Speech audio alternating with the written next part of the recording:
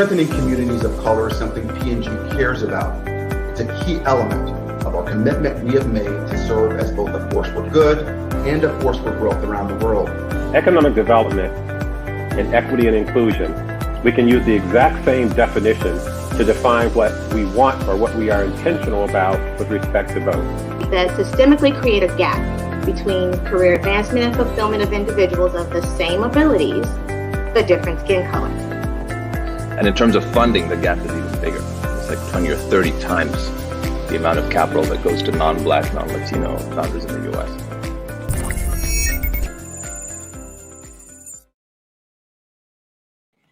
Hello and welcome everyone to Afro Future Summit, the second annual Metaverse edition. I hope you all are excited. And what a way to end and kick off Black History Month for this year. Then with gathering all of our influencers, our stakeholders, family, friends, peers, network enthusiasts for this summit. Of course, we have a lot in store with you today, so let's get started and get you pumped up for this program. We have an amazing lineup of speakers and influencers from all across different industries, ecosystems to talk about the future in many different ways, in different facets. Of course, you will be accessing this program live across all social media channels. Definitely check us out at afrofuturesummit.com for you to get official live link access to this program. And if you're joining us from social media, please comment. Tell us where you're joining in from, what questions you have for the speakers. Many of you have received the event brochure prior to this program kickoff, so be ready to engage. Of course, many of you are pretty excited for this Metaverse edition. We'll be given access to the Metaverse Hub post the program so that way we can engage and network at the conclusion of today's series of panels, keynotes, workshops, and talks. Now, just a little bit of background. Afro Future Summit was kicked off during the height of the pandemic. It's one of the world's most iconic summit, curating an active network of Afro investors, tech entrepreneurs, celebrities, influencers, and business moguls of all different industries. And every year we bring individuals together to talk about the opportunities, the challenges, the resources, the opportunities of all different facets that affect the Black community for people of color. And ladies and gentlemen, this year we're adding such a unique lineup of new talks. Obviously, last year when we kicked off the program with our previous speakers, I want to give a formal shout out again to all our speakers who joined us for the digital edition last year. It was an amazing experience as we gathered around so many different cities across the U.S., whether it was California, New York, to Boston, to D.C., to as far out to London, Accra, Port-au-Prince, whatever city where there's an Afro-Future community, people tuned in to have these dialogues, to have these debates, and think about what's next. And of course, as we hosted more and more editions of this series, our program is getting bigger and bigger with more speakers, more partners. So I want to give a huge shout out and gratitude to our partners. But before we kick off the partner line, I just want to say, Afro Future Summit is brought to you by the global startup ecosystem, which is the world's largest tech community of pioneers with purpose. We operate on 3 pillars of ecosystem engagement. Our programs center around entrepreneurship, employment, and education. So if you want to know more about what we do at GSC, feel free to check us out at globalstartupecosystem.com. You will find that over the past couple of years, our roadmap in building tech communities around the world has skyrocketed. And I'm also proud to say that's also founded by a Black founder. Here I am, building these tech ecosystems around the world. I'm truly proud of the work that we've done over the past couple of years. And GSC is continuously expanding into new charted territory. So feel free to join the community and stay in tune. Of course, huge thank you to our Spotlight Bronze partner, Grow with Google, who will be doing an amazing Google business workshop later today. Huge Spotlight sponsor, Silver sponsor, Meta, who will be joining us today. They will join us on our first session. I'm really excited to have Meta as a partner, especially considering that this is a Metaverse edition. Having their support is truly an honor. You'll be hearing more about them throughout the day, especially as one of our first partners to join us for this edition this year. And of course, we have our gold partner, Our Metaverse Time. You'll be hearing more from this company later on today, where they talk about all different topics around meta to keep you informed, keep you integrated on the future of media. And again, a final huge shout out to all of our top partners from across the world. Thank you for making this program accessible. As many of you know, this is a free program, so it's accessible to thousands around the world. So with that said, I want to give a huge VIP shout out acknowledgement. These VIP patrons paid to be able to make this not only accessible to many around the world, but to help us make sure that this program is free and accessible to all those who want to join. So huge thank you, a round of applause to our partners, our VIP patrons. And finally, last but not least, please give a round of applause to our 2022 speaker lineup, because they are giving their time, their energy, and all the tea around what they want to do to really support our Afro Future influencers and professionals from across the board. So truly an honor to have them involved with this multi-year initiative of growing this Afro Future community to the stars and beyond. So with that said, just diving into the theme for this year, Metaverse Edition, this is all about creating an inclusive reality, how Black professionals can live, work, and build in the metaverse. I know you've seen the headlines. I know you hear so many different announcements around what's happening across the world when it comes to meta and different future technologies converging on a whole new wavelength that we've never seen before. So this edition of Afro Future Summit is going to have pioneers and influencers talking about essentially how to actually capitalize on this, how to actually really prepare for what's next. As you know, our mission at GSC is to prepare individuals for a digital future. And there's no better way to do that than to bring stakeholders together to have these dialogues and share their insights with you. As you know, the agenda is going to be action-packed, back-to-back keynotes, back-to-back panels. So you can get a taste of everything that's happening. And keep in mind, we also have a Metaverse networking session with a full-fledged agenda where you could jump into roundtable discussions, pitching, networking. There's even a small beach party in the metaverse post the program sessions today. So hopefully you guys are excited. And so with that, I want to conclude my introduction by just formally introducing myself. My name is Christine Intim. I'm the Chief Executive Officer at the Global Star Ecosystem, and I am so excited to be your host for today's session. So with that, let's kick off the lineup with an amazing influencer. I've actually been monitoring her for a while.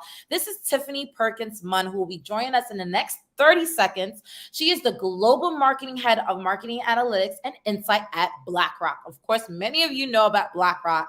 And Tiffany has been doing a lot even before BlackRock. So I'm not going to introduce her full bio because she's coming on shortly. But we're so excited to have her join us for this edition. She's going to kick off with a keynote. So let's get the 30-second countdown up and ready so we can welcome the wonderful Tiffany Perkins-Munn to Afro Future Summit 22. Let's get ready, everyone.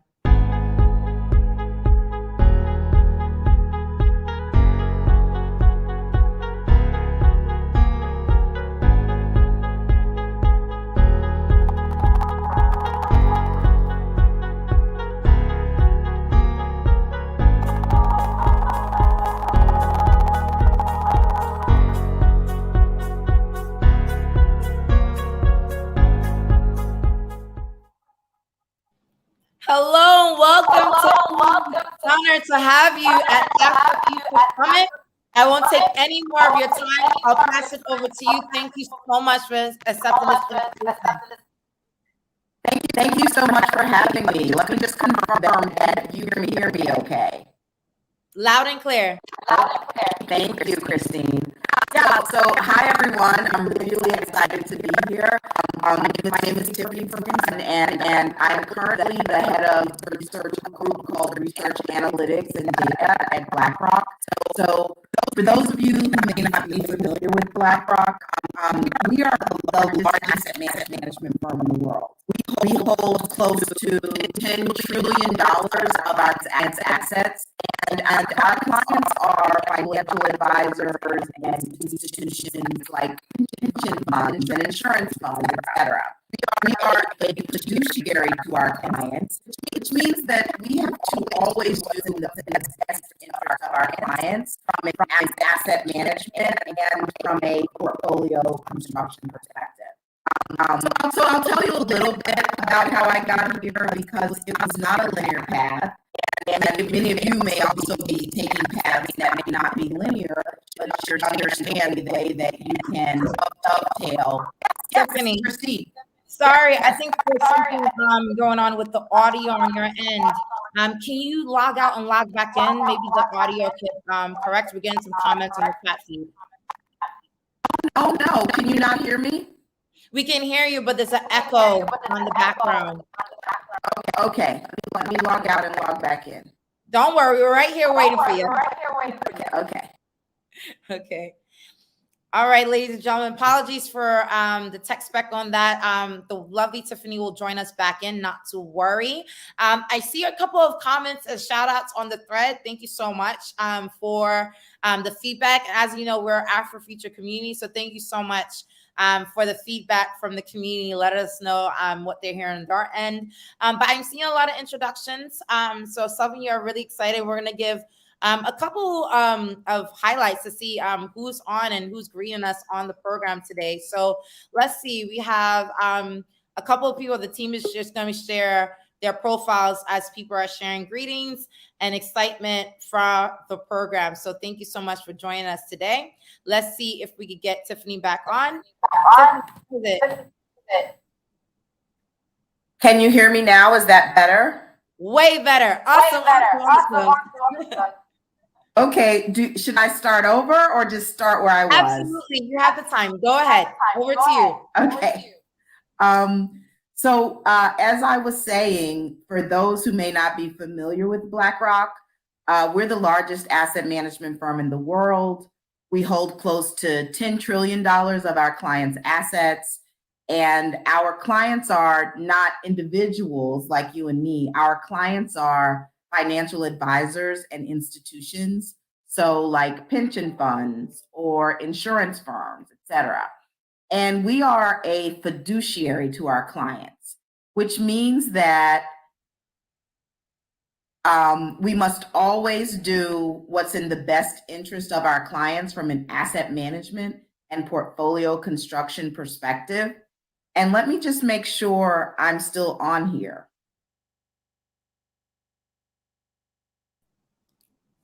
Yes, just your video. Yep, there we go.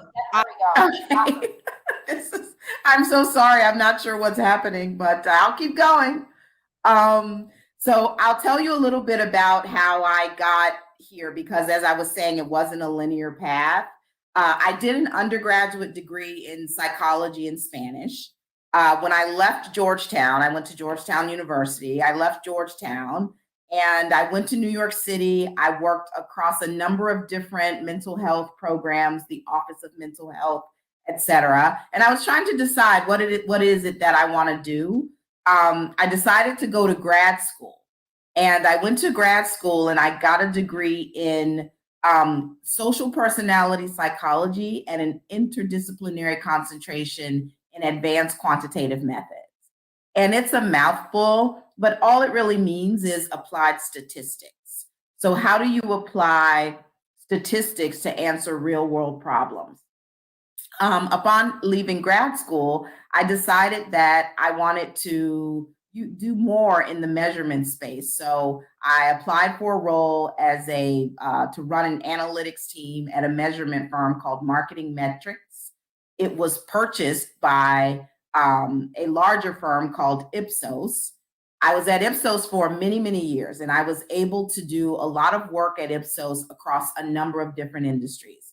So I did work in telecom, I did work in luxury vehicles, insurance, financial services. In fact, Toys R Us, if you recall the store Toys R Us, for those of you who know, the store in 42nd Street redid its entire layout because of feedback research that we did that gave them feedback to suggest that people were not, moms in fact, were not staying in the store for a long period of time with their children because the bathrooms were not clean. So they did an entire revamp of the store, closed it down for several weeks, and revamped the bathrooms to make them more accessible for the moms and the kids. So at any rate, that's the type of work I was doing at Marketing Metrics. One of my clients there was Morgan Stanley. And Morgan Stanley hired us to build an institutional client feedback program where we would be talking to portfolio managers, analysts, and trader clients about how their relationship with Morgan Stanley. How was it? Did they like it? What could Morgan Stanley do better? How are we relative to the competition?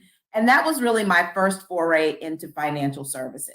So I was getting my graduate degree. I still hadn't finished it when I went to marketing metrics and Ipsos. I joined Morgan Stanley without any financial services background. And that's how I entered financial services, where I have been for the last 20 years. And at this point in financial services, I've been across a number of different financial services firms, meaning I've been in the consumer space. I'd like where banking, right? I've done asset management, which is what I'm doing now. I've also worked at hedge funds. I've been in institutional sales and trading. So lots of different opportunities within financial services in my data space. So now I'm at BlackRock, leading a team of data scientists, data engineers, and market researchers. And our goal is really to bring our data together and to use technology innovations to make business decisions, right? That influence things like converting prospects into clients and penetrating existing clients into, new products. The role that I am in actually sits within the global marketing group. But what I think it's important to share is that when you think about financial services, there are so many opportunities that may not be top of mind. So financial services firms, in addition to portfolio managers or product salespeople, also have marketing functions, product marketing, channel marketers, meaning website marketers, email marketers, et cetera, brand marketers. There are legal functions, so lawyers work there. There are compliance, especially in the regulatory environment of financial service firms. There's audit, there's recruiting. Think about human resources like talent management or campus recruiting. And so my point is, don't discount financial services firms because it's not an industry that you're familiar with. If you have a skill set, regardless of the industry, the likelihood is that there is a function, a group, or a team that sits within that firm in the industry where you would be able to use your skills. And for me in particular, at BlackRock, it's really exciting because I lead data scientists and data analysts, and it's about being a data guru, right? So it's a skill set that I could take anywhere. As you can, as I mentioned from the work that I was doing in market research, data scientists are needed everywhere. Data engineers are needed everywhere. And what I find is that people often go out and get a slew of, skills that they can put on their resume, which is important, but it's really less about having Python or R. It's really about being a critical thinker around data, which quite frankly, you could learn to do in Excel. So when people ask me, like, what are the skills that I need to be in this data field? I generally tell them things like being a critical thinker in data, being able to tell a story in data. If you can run an analysis in data, but then you can't take that and talk to senior level executives in a way that's easy for them to understand, it's almost pointless to have the skill, right? So really being able to think critically, to tell stories in data, to wrangle, manipulate, manage data in a way that will help you to understand it better, to really be critical in data. Skills, tools, things that I think are important. The basic ones are like Excel and SQL. You learn those and you can learn the fancy stuff later if you don't already know it. So that's an important point to think about when you're thinking about, I want to go into another industry. I want to build a skill set that I can use across a number of different industries, which is like data engineering, data science, etc. And then just really quickly, at BlackRock specifically, we have a strong employee resource network. We have the Black Leadership Network, we have the Women's Network, both of which I belong to. There are also other networks to support LGBTQ, disability, vets. We also have women in technology. So you can take your expertise that you bring to the job and you can augment the work that you do in that space by joining these other network groups where you can really start to make a change and make it meaningful, the work that you're doing. So I think I'm running a little behind. I'll let Christine guide me on how we're doing with time. One more minute. Okay.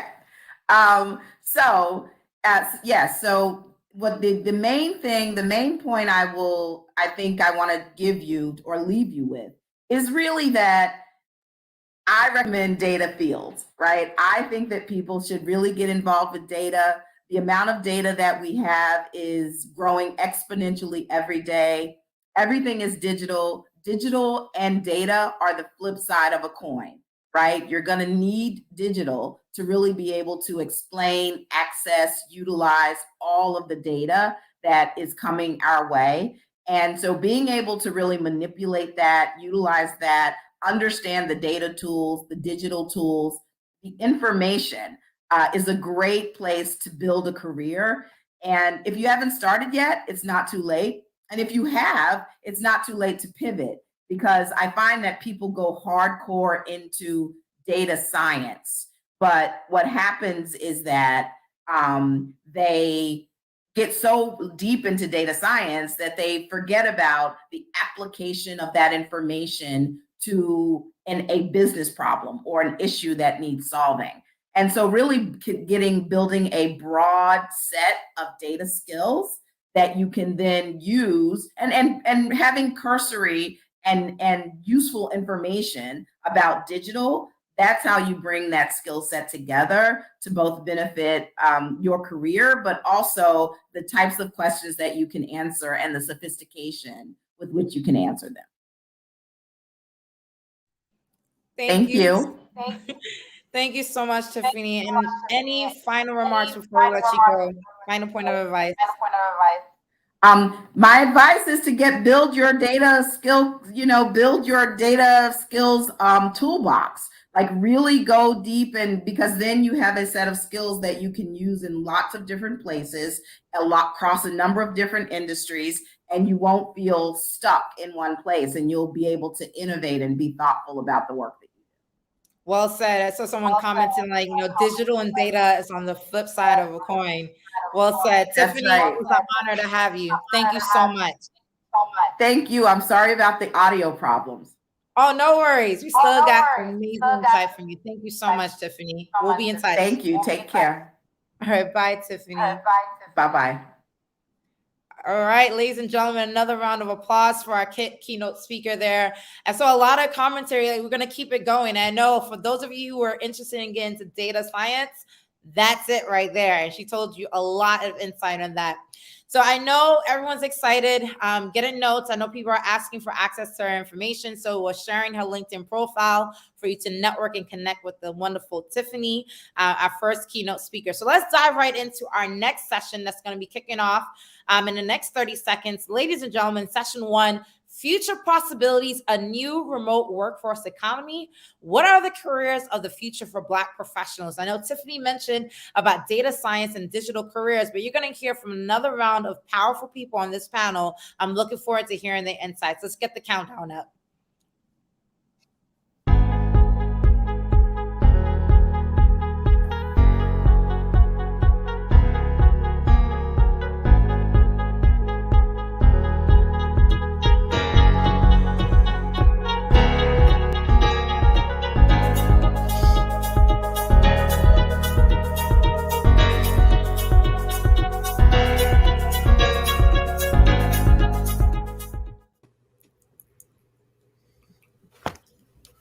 Hello, everyone. Welcome to this first session, and it was great to follow Tiffany, who was amazing, right? I remember one thing that stuck in my mind was build your data digital toolbox.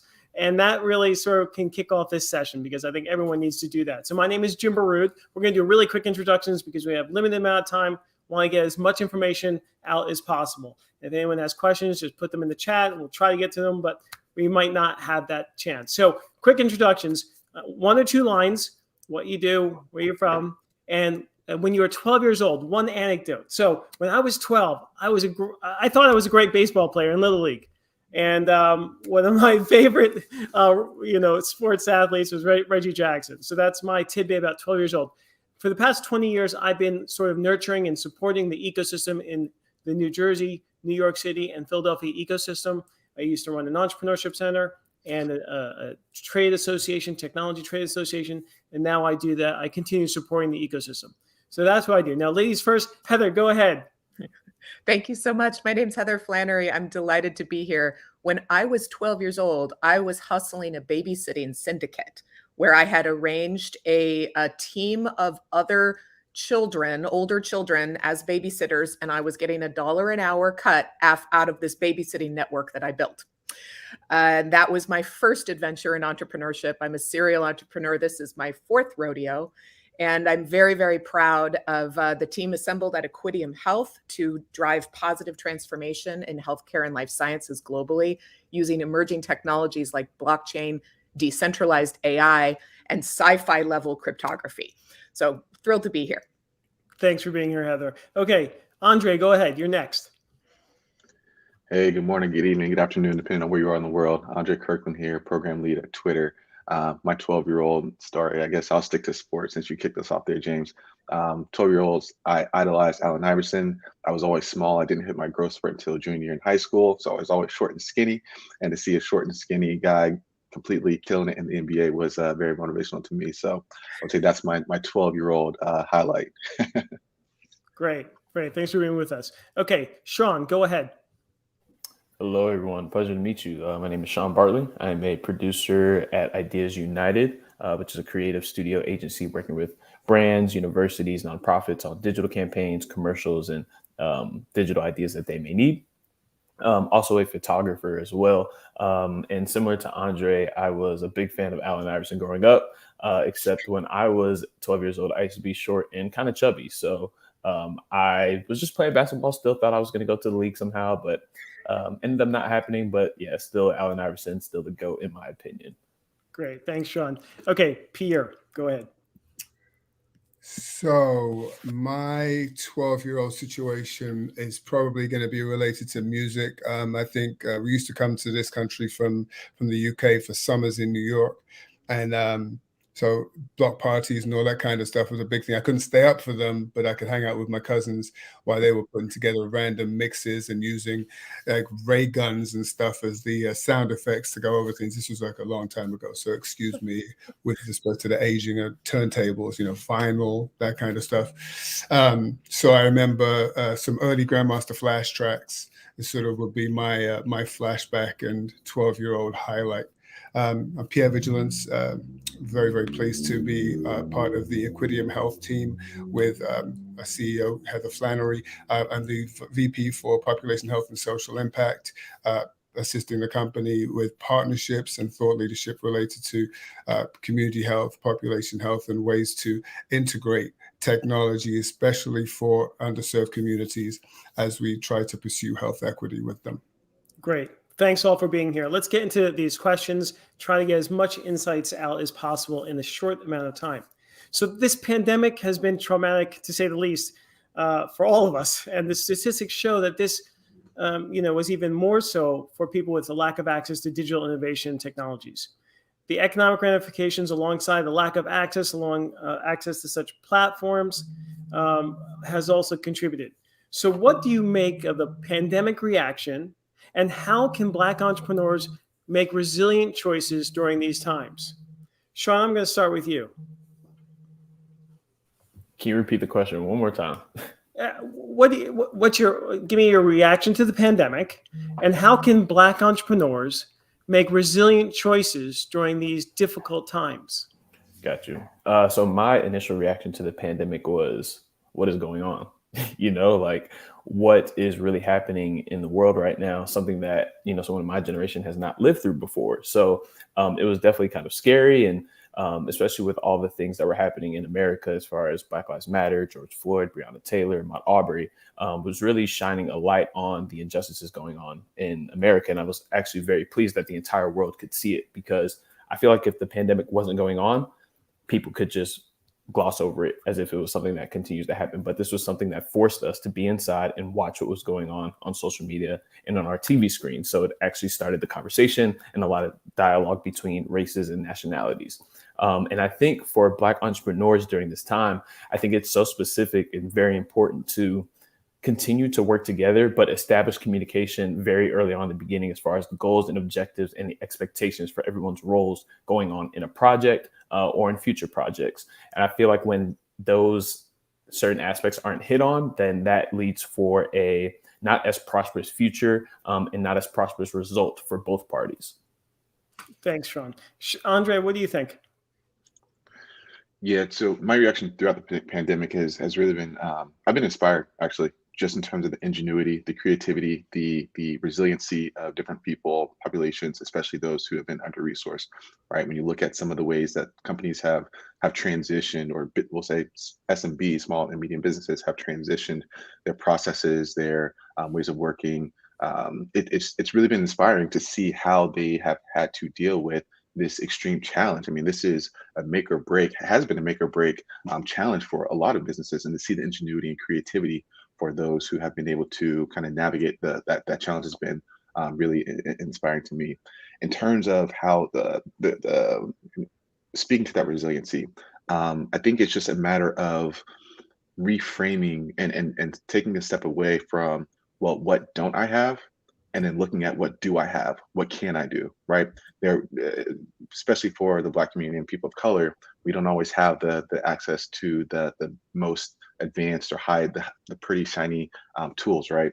So instead of focusing on that, well, let's focus on what I do have, what I can do, what's in my control, right? And then you start to get to that creativity and that ingenuity that works for my situation, my business, right? And you can take inspiration from what other companies are doing or what have you. But those have been two really important points that I've seen throughout the pandemic that I think can apply across, not just from an entrepreneur standpoint, but just from a career standpoint. What don't I have? What can I use? And then build that way to get to those, pretty shiny things, so to speak. Great. Thank you, Andre. And Pierre, what's your perspective? So trying to put this in a nutshell is difficult, because having been a health commissioner in a couple of jurisdictions, the chronic disease challenges that Black and brown communities already faced pre-pandemic were already almost a backbreaker, if not breaking backs. And then the pandemic comes along and further highlights those issues, as well as the other disparities that communities of color face. I appreciate the responses that have been given already with respect to the optimism and the resilience part of things. I sort of temper it a little bit by saying that it has highlighted not only that disparity in care and healthcare outcomes, but also our digital divide, and one that is very, very present with respect to our inability to access care through technology, i.e. telehealth. Broadband access, very limited in some even urban parts of this country, as being an issue that is a particular concern to me and to us as a technology company, and should be an issue for us all. And then the last bit that I would hit on is that this misinformation sort of time that we're in, and the time we were coming through with the last administration, did not help with respect to getting good information to our communities that they could act on and feel comfortable that they trusted.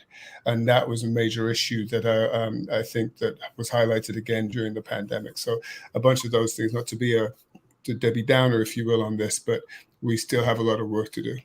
Great. Thank you for those perspectives. I want to move on to the next question about, how can Black tech professionals, navigate in this time, all time, when there's a lack of resources and funding. Now, we know funding is getting a little better. I'd like to ask Heather, a serial entrepreneur, obviously women have been disadvantaged as well, historically and till this day as far as not getting enough funding. What type of advice do you give tech companies, tech entrepreneurs, young entrepreneurs trying to sort of get as much advantage in a historically disadvantaged sort of paradigm? Yeah, absolutely. Thank you. Thank you for that terrific question. I want to just baseline the audience's understanding that the venture capital community, until recent years, only awarded about 2% of total venture capital proceeds to female-founded companies. If you look at Black and brown female-founded companies, the number becomes infinitesimally small. Now, fortunately, there has been substantial improvements in the last several years. There's many movements across the VC world seeking to address that, and there has been progress. But when you're starting from that baseline, you have a long way to go.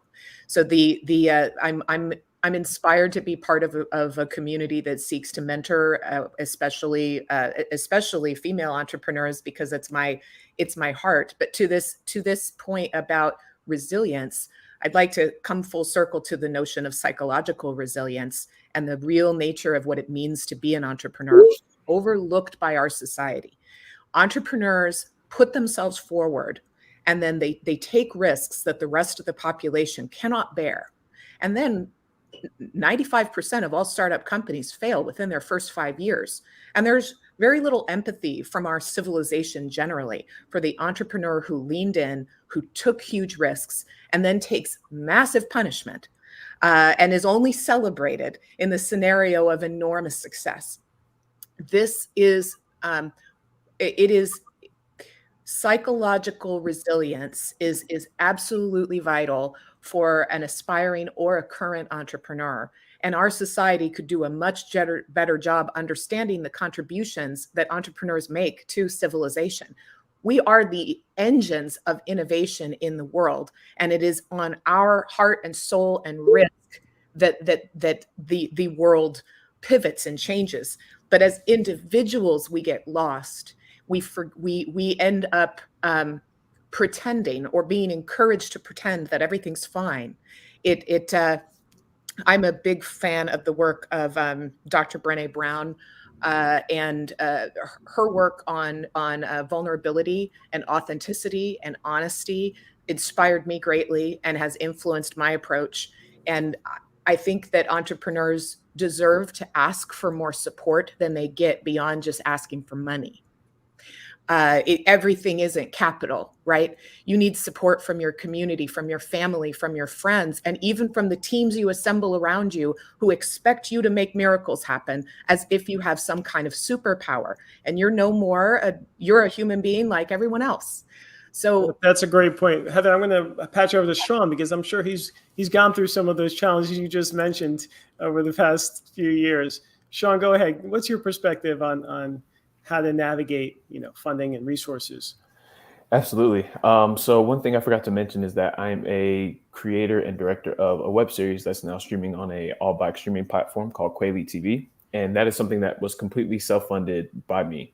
And so in that, you actually had an unlucky, experience receiving grants, things of that nature, from different programs to get funding for my web series, because it's about 4 Black entrepreneurs in Atlanta who help each other start their own businesses.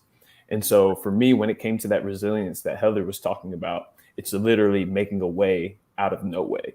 When you're not able to receive those resources, it's sometimes tapping into your network. Like Heather said, sometimes it's not capital based. Sometimes it's, hey, friend, I'm working on this project. Can you hold this boom mic for me, to capture audio, and I'll pay you in food somehow, or I'll give you a credit in that way. It's really trying to be creative and really trying to be innovative in the request that you're asking for people so that your vision can come to life. And again, you somehow, give them credit on the back end, anything like that, because people do believe in you. And to Heather's point, sometimes people really give you that applause at the end, but they don't see you really struggling in the beginning to make those things happen. But when you are able to reach out to that network of people who will hold that boom mic or edit something for you, things of that nature, those are the ones that that you can really trust. And those are the transactions that are most valuable, in my opinion. That's a great point. Both those points. Now, Andre, Sean mentioned about getting the word out, right? Obviously, Twitter is one of the ways to get the word out. And what are you seeing from your vantage point? Yeah, I think that goes back to the point I mentioned earlier about leveraging what you do have versus what you don't have. I think nowadays in the world of social media and digital interactions, et cetera, social media is a tool that can be used and is widely available. Obviously, Dr. Irvin just mentioned that digital divide in terms of broadband access. So there is that component to it, right? But how is it that I can maybe step into a Starbucks or kind of use a public Wi-Fi to advertise or connect with folks on whether it's Twitter or the other social platform to market myself and market me, right?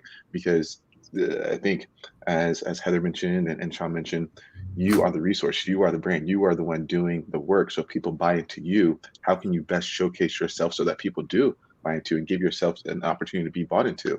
So I think it's if you use those different tools in Twitter and other social media platforms, then that's a strong tool at your disposal in lieu of some of the other more advanced solutions.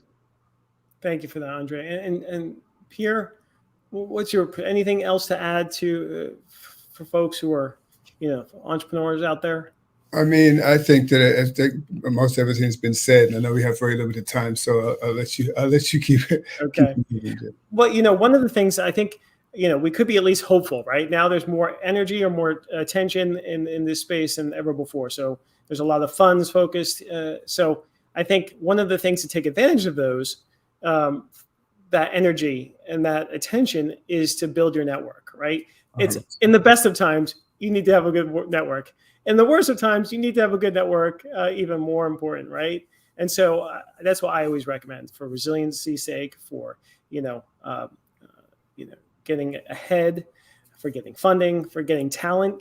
You need to build that network. And the good thing is now, Heather, it's a lonely entrepreneur, lonely position, right? But now at least if you have a good network, whether it's LinkedIn or social media, other social media, you get that sort of support and applause. That really helps, especially during those dark days. And all of there's a lot of dark days in the entrepreneurial journey. So, Jim, something you just made me think about. That network needs to be of your usual suspects and and the unusual suspects. Meaning, you never know who's in the room, and you're never sure how you may be able to serve somebody, and they may be able to reciprocate. So they may seem like they have nothing to do with your line of business. I'm certainly in a space right now where there aren't many people with my background in it, but it's only because I got to meet Heather through a contact who suggested something wild to do that I made that connection. And so now here I am, and I'm with Equidium Health. I'm working for Heather. So it's a very much go for the unusual stuff as well as the usual stuff. Be comfortable with being uncomfortable. And I think that's an important extra piece to it. So I think that's super advice, right? Because you don't want to get just a like-minded group and groupthink, right? You want the very diverse group, and sometimes it's not the most typical person that brings the most value. We see that Heather, I'm sure you've seen that in your career, right? Where the one you least suspect would be your biggest champion or supporter or funder came through. Yes, that's very true. And I can't emphasize enough how much entrepreneurs need more than capital to manifest their vision, and that there are so many different ways to support an entrepreneur and different ways to conceive of how to ask for assistance and support. The whole capital raising is a piece, but there's so much that can be achieved in goodwill and a shared vision. It can be so powerful. Absolutely. Okay, so moving on, we've all gone remote, right? So obviously that's presenting challenges, but it's also presenting opportunities. And I just want to hear each of your perspectives on how that's affecting your world, your roles, and how it can be beneficial for entrepreneurs out there. Let's start with you, Andre.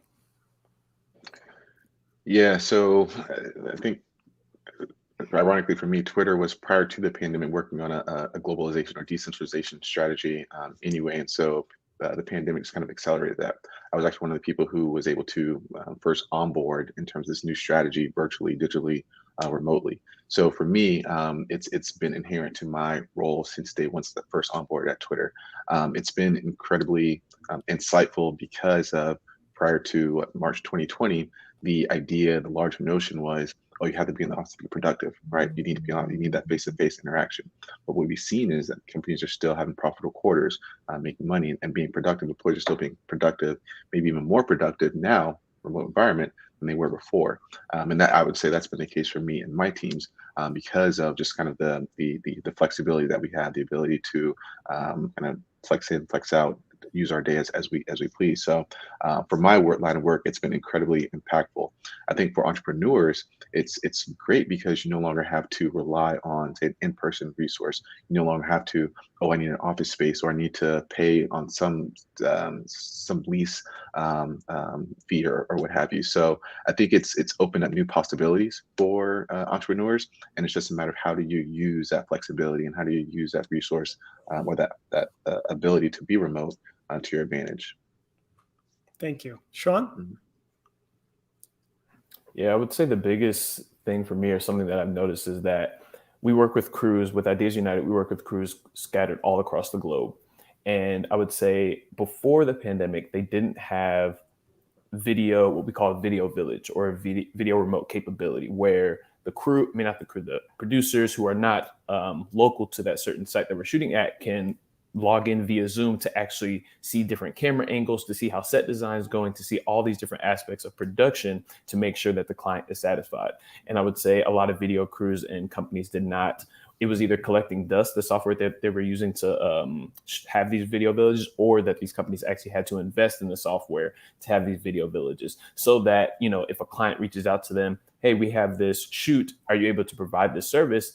If they weren't able to before, they're missing out on this opportunity. But now I've noticed that a lot of the crews and production companies are adjusting to this new world of recording and shooting remote and having these video villages that I think are very beneficial to, one, the client as well as the crews. Got it. Thanks, Sean. And Pierre? So this remote thing has sort of become, for me at least, sort of locate, like real estate. It's like location, location, location. Where your head is, sort of being able to really sort of get into the headspace of being present in this online space is a little bit different than being present in an in-person conversation. So there's that part of things. Sort of where you are within your actual physical space. I use a standing desk. I'm in a dedicated office in my home. It sort of helps me get in that right headspace, but also keeps me energized to be able to do the engagement that we're talking about.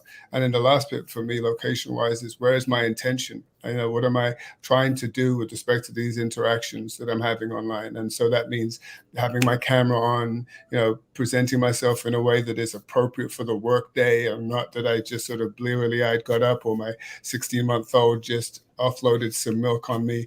It's like we have to sort of be ready to do the work. And it's unfortunate because I don't know about you all, but my Zoom hygiene is horrible. I'm terrible meetings start on the half hour or whatever it is, and I'm back to back to back to back. Not good. We've got to fix that. That's a global call out for us to fix that, because otherwise we're going to run ourselves into the ground doing this, even as we go hybrid. So those are sort of the ways that the remote piece has moved me, and how I've had to change things as a result.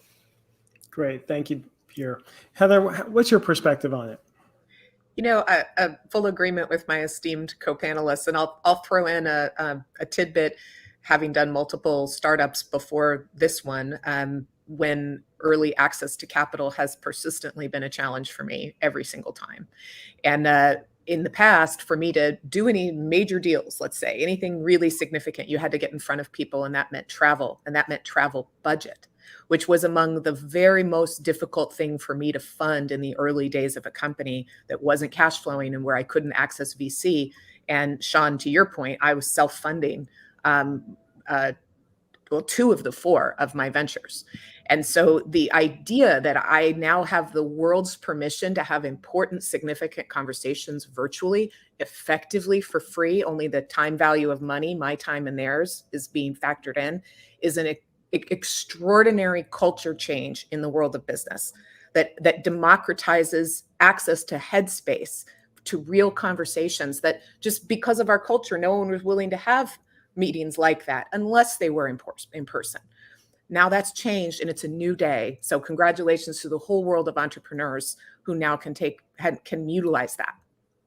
Yeah, no, I agree 100%, right? Now that you can get funding via Zoom, right? That never used to be a reality before. VCs, angels used to be very sort of geographic centric. They want to be able to travel within an hour to whatever company they funded or entrepreneur they supported. And now they're so comfortable. So it sort of unleashes capital around the world. And that's a great thing for entrepreneurs. And also talent. You can get talent from anywhere, right? And it's sometimes less expensive too, and you could take advantage of, some communities that really need help uplifting, right? So that's a real benefit of this remote work. So we're coming toward the end of our session here. This has been really great. Again, you guys are amazing and you have amazing backgrounds, and we haven't had even a chance to explore like 5% of all your great work. So I encourage all the attendees to reach out and connect on LinkedIn and other platforms and really sort of continue to build your networks, right? And some of these folks, could be potential mentors or could be supporters or funders of you. You never know. And until you reach out, then you won't ever know. So I really encourage folks to take advantage of this event and reach out to all the speakers and to network amongst yourselves. So I'm just waiting for our cue. While we're waiting, I think we're coming. We're going to come on in a second. We're ready to go. I just want to say one thing before we end. Just sort of our thoughts and prayers go out to obviously Ukrainian people and actually all people in conflicts in Asia and Africa and around the world. There's a lot of unknown, conflicts we don't hear about that's front and center on our news screens. But clearly there's a lot of pain out there. So thank you, Christine. Thank you, everyone. Thank you for hosting this summit. Thank you. Thank you so much. Really appreciate it. This is an amazing panel kickoff. Thank you so much, everyone. Thank you. Bye-bye. All right, ladies and gentlemen, there you have it. Our first keynote session for the day. And there was a lot there. I know there were so many comments and feedback and such an amazing conversation. Of course, it was beyond the conversation on future possibilities to talk about remote work, how entrepreneurs could get access to capital funding, their perspective on the entrepreneur's journey and struggle, and triumph, right? How to leverage the pandemic. So I saw a lot of comments in the chat feed as our wonderful moderator, James Baroud, shared on the panel. Feel free to network and connect. We are having the Metaverse networking at the end of all sessions today. So you can network during the Metaverse Hub, or you could connect on LinkedIn and follow up with many of today's speakers. Again, a huge another round of virtual applause for the amazing speakers. We had James, Pierre, Heather, Sean, Andre on the first panel, Future Possibilities, a New Remote Workforce Economy. What are the careers of the future for Black professionals? Amazing, amazing insights. Without further ado, I'm now going to get ready to kick off the next panel in the next couple seconds. Let's give a breather and just remember, we have a little bit of nostalgia. Afro Future Summit 2021. Let's give you a quick video recap of that experience, and then we're going to kick off session number 2. Strengthening communities of color is something P&G cares about. It's a key element of our commitment we have made to serve as both a force for good and a force for growth around the world. Economic development and equity and inclusion, we can use the exact same definition to define what we want or what we are intentional about with respect to both. That systemically create a gap between career advancement and fulfillment of individuals of the same abilities, but different skin colors. And in terms of funding, the gap is even bigger. It's like 20 or 30 times the amount of capital that goes to non-Black, non-Latino founders in the U.S.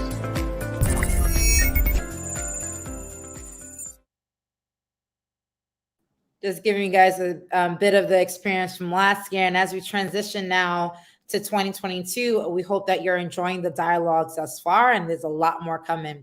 Before we dive into the next panel, I want to give another huge shout out to Meta for being a sponsor of this program. As many of you know, this program is free and accessible to our digital delegates from all over the United States and around the world, so we could not have done it without their support. Of course, we will continuously highlight many of our partners and sponsors who made this accessible, and as you can imagine, we're really excited to also welcome one of the speakers who will be joining the next panel. Roy Austin, the VP for Civil Rights and Deputy General Counsel at Meta, will be joining the next panel. I hope all of you are also excited to hear his insights. And without further ado, again, when we host these summits and these programs, it is always an honor to have these speakers join us. I'm so excited for session number 2. I want to give a warm welcome. The corporate innovation ecosystem of the future, the opportunity for Black pioneers, is going to be moderated by the lovely Lydia. She's the lead strategic designer for BCG Digital Ventures. She's going to introduce the wonderful panel that will be joining us next. So hopefully you guys are excited. Let's count down and welcome them on to Afro Future Summit 2022.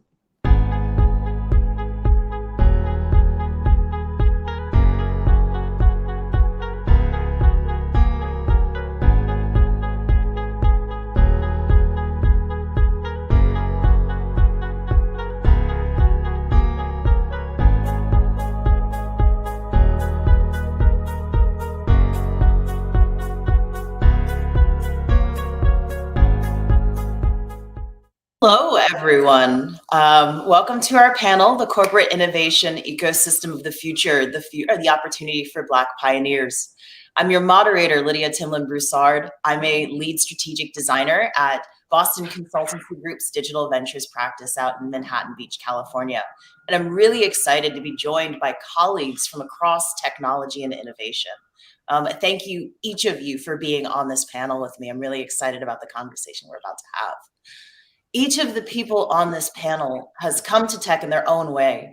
And so a lot of the conversation I want to have with everyone here is on how they've come to do the work they do, what it means to be Black while in tech, while in business, and what it means to build a career within the context of innovation. And of course, I want to have everyone give some advice for entrepreneurs on how to build and maintain your seat at the table. I've got a few things that are on my mind that I want to get the panel's perspective on. And of course, we'll have time for questions in the end. But in the meantime, I would love for each of the panelists to tell me a little bit more about the background, how it brought them to the work you do, and also introduce yourself. So feel free how you come to understand more around diversity and inclusion as well. So let's start with Dashuna. Tell me more about yourself. How did you come to innovation? How did you come to diversity and inclusion? Great, thanks for having me. I'm Deshauna Spencer. I'm the founder and CEO of Clearly TV. We are a digital platform. We celebrate global Black stories and we amplify global Black storytellers on our streaming service. We have over 600 titles. We're working with over 450 filmmakers across the globe. And I got into this work as a former journalist. I worked in daily news for a bit. I studied journalism in college. And I also started to understand, working in daily news, the correlation between implicit bias and the images I saw in the media. I had no background in technology. And so I kind of went in very blindly, initially starting a company because I had my online magazine. I had like a glorified WordPress site. Of course, you can't start a streaming service that way. And so for me, it was just a bit of trial and error and understanding that I was one of few Black women in this space. And so I literally started bringing people around me who knew more than I did about what I was trying to build and started to really go from there. And then when you think about diversity and inclusion, I think that, you know, if there's a big part of in the entertainment industry, we see lack of diversity. You know, we're starting to see some platforms now, you know, trying to embrace Black culture, especially like this time of the year, right? It's still Black History Month technically, but typically once the clock hits March 1st, you know, that's a new priority. I think for us, diversity inclusion means 365 days a year for us. We're always the forefront. Black stories, Black excellence is always important to us. I think our goal is to really change that in the comes to entertainment, like we always should be at the forefront, not just dedicated to 1 month of the year. Absolutely. Thank you, Deshauna. Dolly, tell me a little bit more about yourself. Hi, everyone. My name is Stanley Davis. I'm excited to be here this morning with you all. I got into tech more or less as an escape. As a teenager in Southern California, I started programming and hacking computer games as a way of self-expression.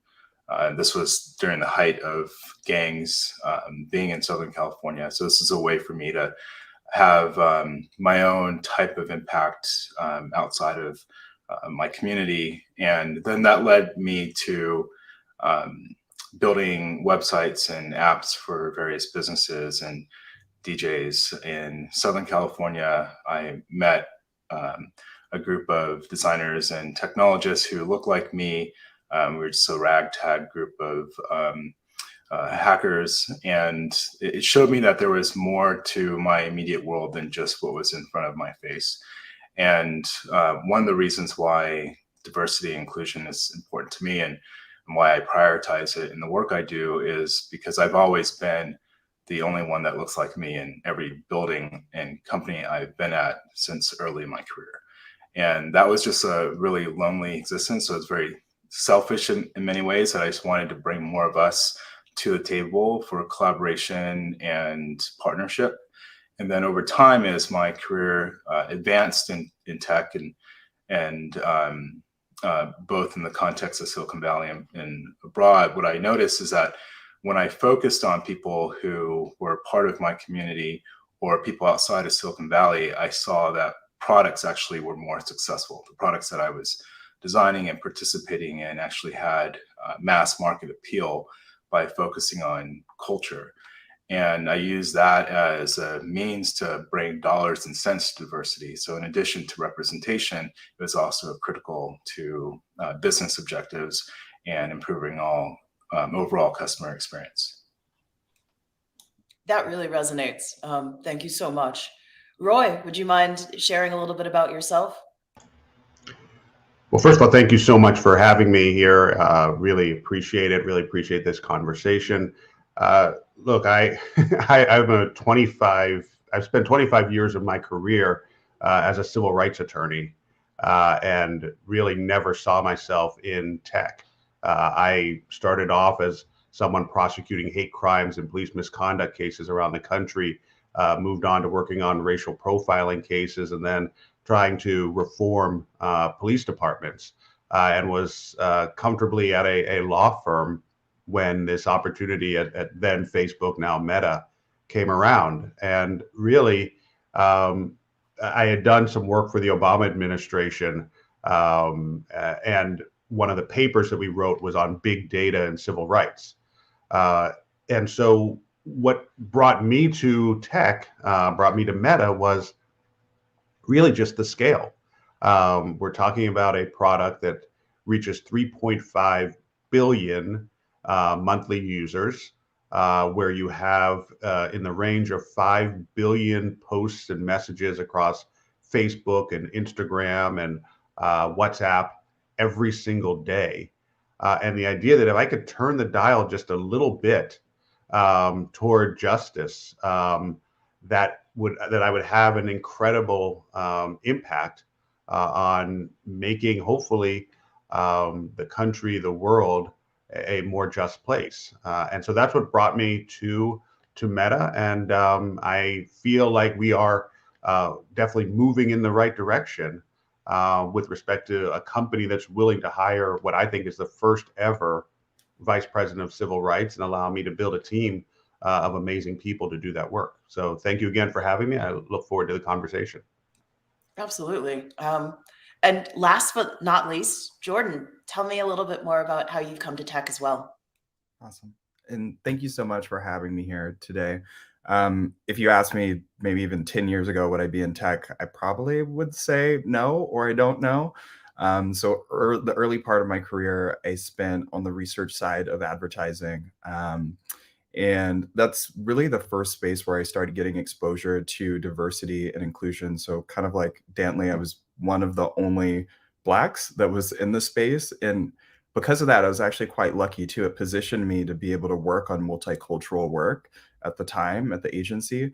And when I was able to work on projects that were just really focused on enabling and benefiting the community, it just really inspired me, and it helped me want to continue doing similar work. So over the past 4 years, I've been at BCG Digital Ventures, and while diversity and inclusion isn't the core of everything that I do, I've positioned myself in a way that I've been able to work on diversity and inclusion projects at Digital Ventures, being able to be an ERG lead, and just being able to use my personal sphere of influence just to help and better the community.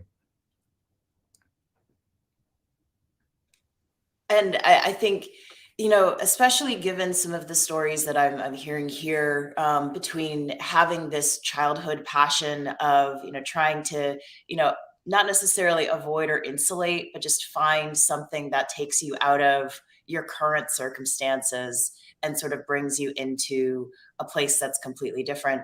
You know, a lot of my background was in market research. It was in media studies. It was in building stories and trying to understand, you know, what are the places for people of color in those stories. And over the course of working in product design and working in design ethnography, I started actually being able to bring in a lot more spheres of influence around how many different ways you know, you can change someone's perspective on who is the target user, who is the target customer, why should this exist? And realistically, is that person going to have an iPhone if they pick up that app? Or is that person going to really engage with civil rights the way that you do? And all of those sort of rolled up into, you know, the work that I do at Digital Ventures as well as a lead strategic designer, really traveling the world and trying to build in the story of who is at the center of this product in a way that feels less like how much money can this innovation give us, you know, from a corporate perspective, and instead how many more ways of seeing the world can this innovation really help us use to make better strategies. And so I'm really excited to have this group of people here. I would love to understand a little bit more, you know, in relation to the initiatives, the programs that your organizations currently have that are empowering Black professionals right now. So Roy, I know that you mentioned, you know, being sort of a corporate level civil rights, you know, engager.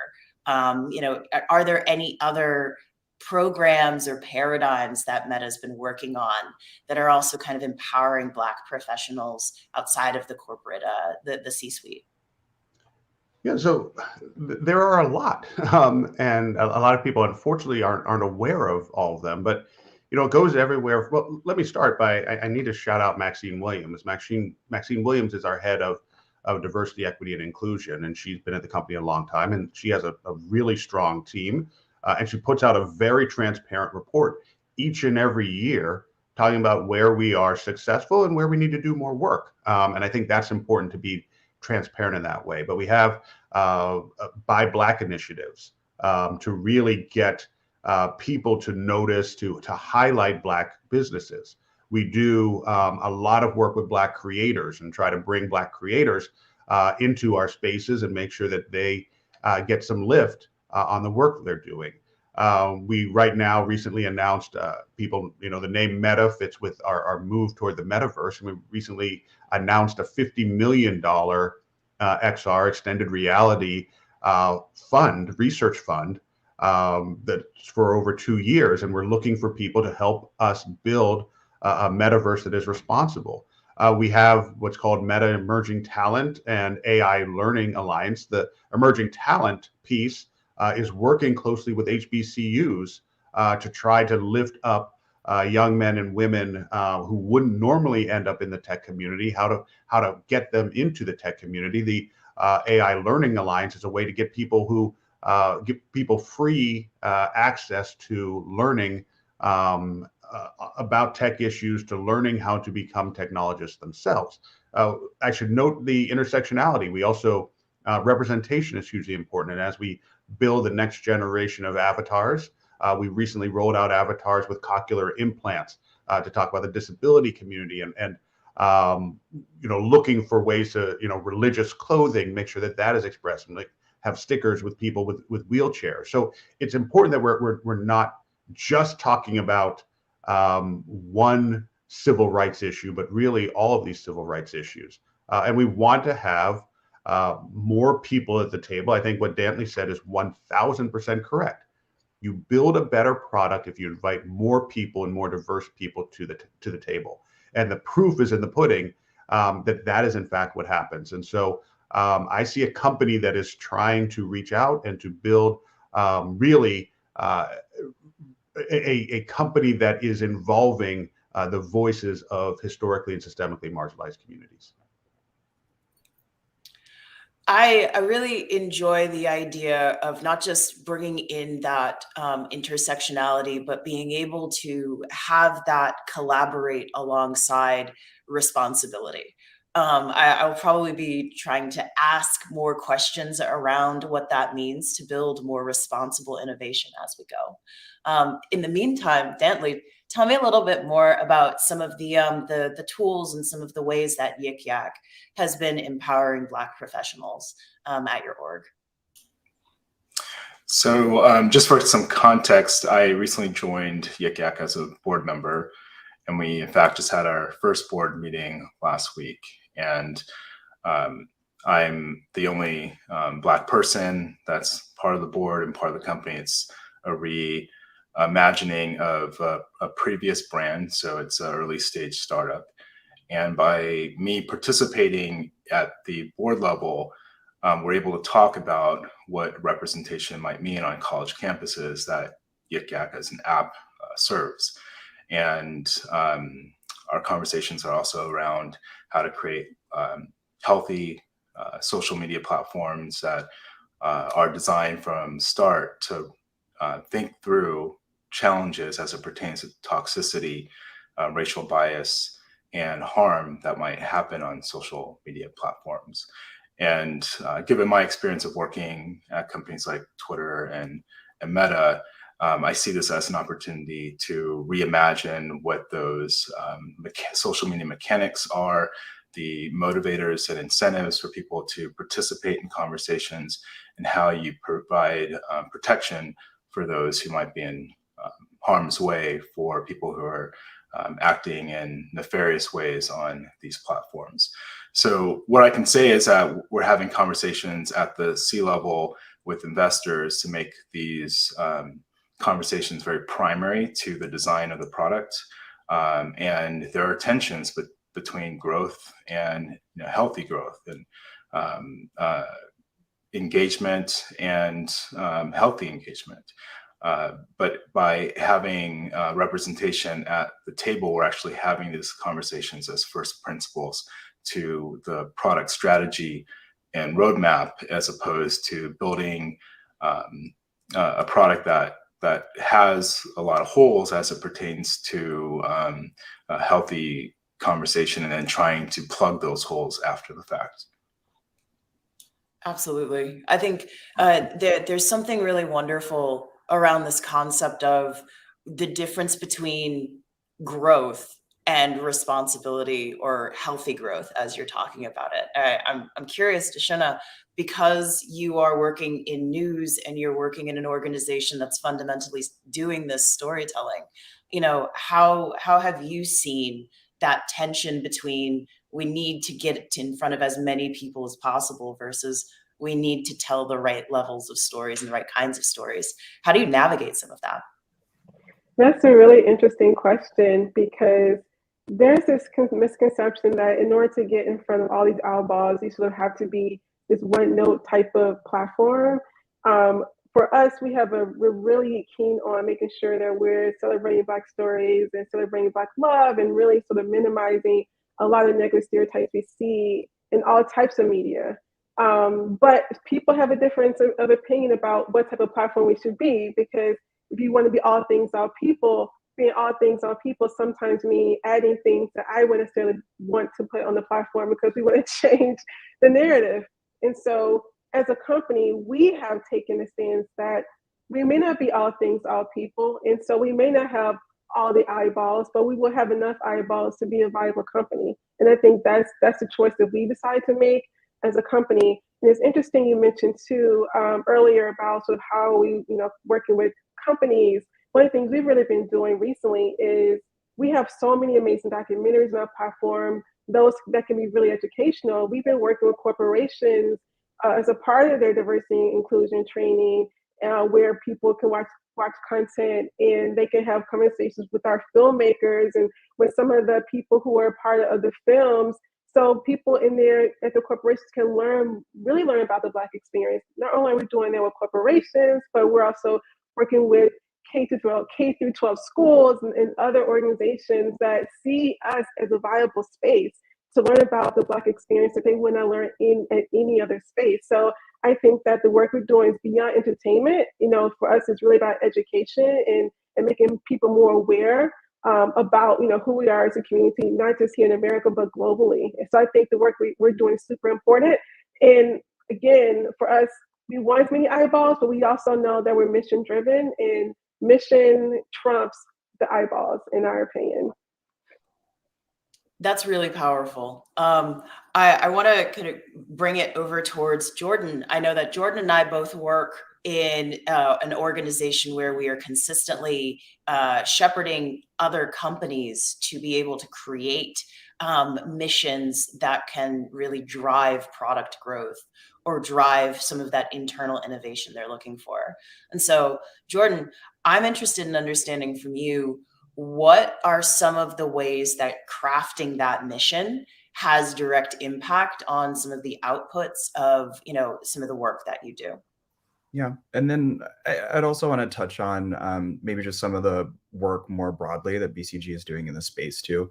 Absolutely. They've made a number of commitments across the organization and have also launched the Center for Inclusion and Equity. So within that, I was also blessed with the opportunity to be able to work on an amazing project that BCG launched last year. So MLT's Black Equity at Work certification. So it's for Fortune 500 companies, but really for them to have adherence to some of the commitments that they're making. Because coming out of 2020, so many organizations, they had this passion and fire and momentum that they wanted to create change for us.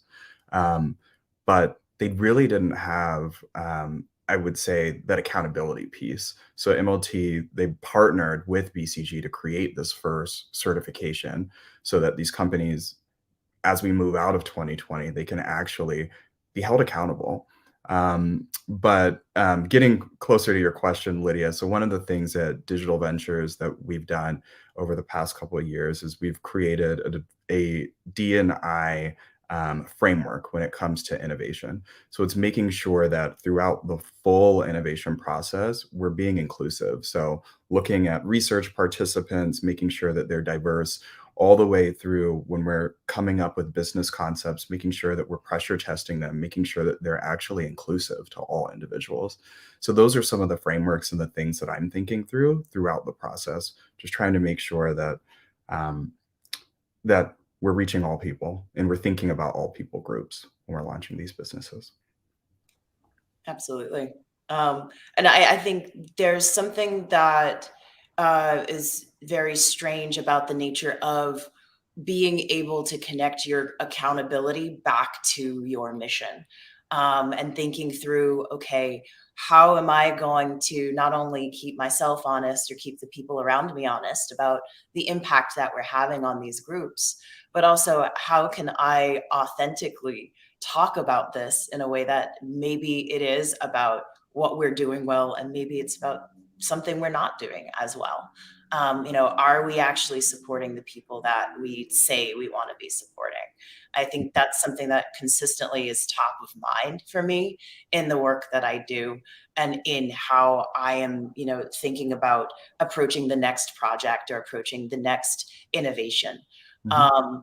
Can I want to open this one up to the panel in general.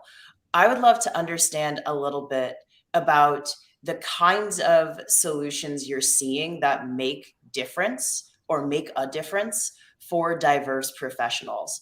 It doesn't necessarily have to be something that you're seeing from your own organization, but just where do you find the most inspiration or see the most impact coming in relation to getting sort of people of diverse backgrounds and diverse points of view into innovation and into technology?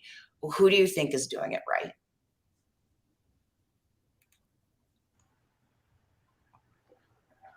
So I'm going to jump in here, and I don't.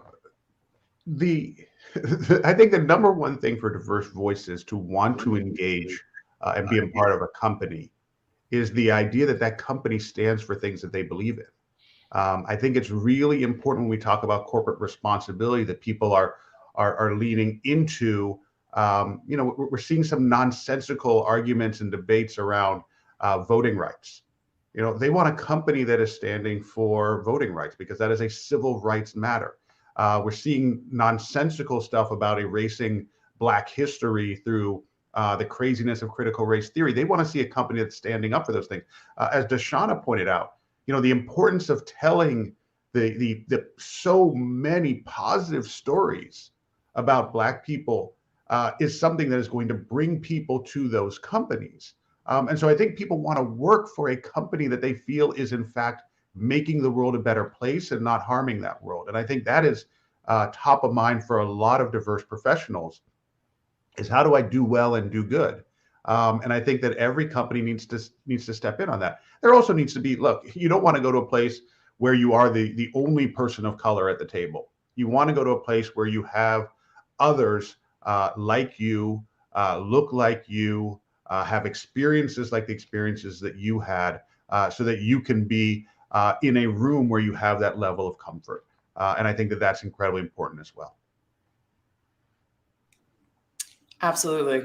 And I think, the thing that resonates there is the sense of, I want to think about it beyond social responsibility at my employer level.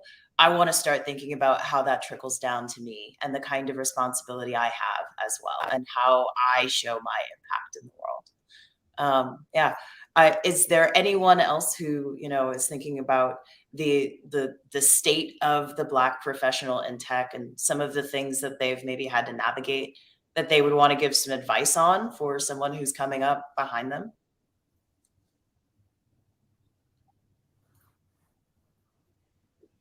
So my background, like I said, isn't technically in tech, but before I started my company, I was the first Black manager at this company. And one of the challenges that I faced was people not sometimes listening to me. Like, I had my boss literally tell me in meetings, like, you're not allowed to talk. Like, I wasn't allowed to talk for at least I thought I wasn't allowed to talk for 6 months. And then we told my husband, and he was like, what do you mean? And I was like, so I just started talking, and my boss was like, you actually have something to say. It's like, well, my boss, like her boss, was surprised I was talking. And I was like, well, I was told I wasn't supposed to talk. And so that changed my trajectory, like at the company, where I became really the voice. There were a lot of other employees who were Black who were like assistants and things like that. And so I kind of took it upon myself being the voice for the Black workers at this job. Whenever something didn't look right, I was the one that spoke up. I sometimes felt uncomfortable doing that, but it got to a point where even people who were higher up than me, people who were like white women, like, Dashana, thank you for saying that, because even I wasn't strong enough to say it. And it's sad that me coming to this company initially, I was 24 years old, being the voice for so many people. But I think that sometimes we do have to speak up, and it's very scary because you don't want to lose your job, you don't want to lose your benefits, you may have rent and all of that.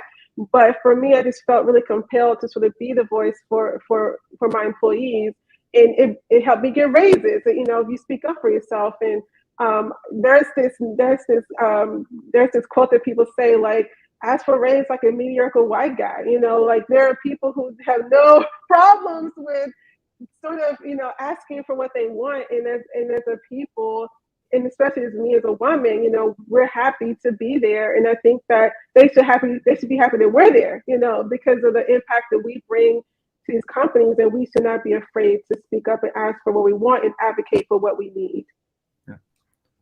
One thing that I was thinking of too, while some of the panelists were talking, for me personally, I could say that I was blessed with this opportunity. But when you're going and you're interviewing and looking at organizations, one thing to be mindful of is, are there any Black senior leaders that are there today? And I was lucky that in both of the instances and the places that I've worked, there were people that were there. And the reason why I say that's important is, if you have someone that's a senior advocate on your side, they can be someone that can keep it real with you. They can give you the critical feedback that you need for growth, and just let you know about how to actually navigate the organization internally. So if you're looking at multiple opportunities, I think that's a really good way to start vetting businesses as well. The one thing that I'll add to this conversation, lots of great ideas here, is as folks are evaluating companies, look to see whether or not diversity and inclusion is just a side hustle for the company or it's the main thing. I think it's important to look, especially for technology companies, to look at the product teams and ask, what is the representation on those product teams? The people are making decisions for the core aspect of the product, the moneymaker. From my experience, you know, being in tech for 20 plus years, what I've seen is a lot of diversity efforts on the periphery of product, but not within the product teams. And if you're wanting to influence the trajectory of inclusion, it's important that the representation happens in the context of engineering teams, design teams, product management teams. And I think we still have a long way to go in tech as it pertains to those organizations. I know that we have a number of people on this panel who are also in, let's say, not quite early stage, but they are going from 0 to 1, or they are, you know, finding ways to consistently push from 0 to 1 in terms of making new things.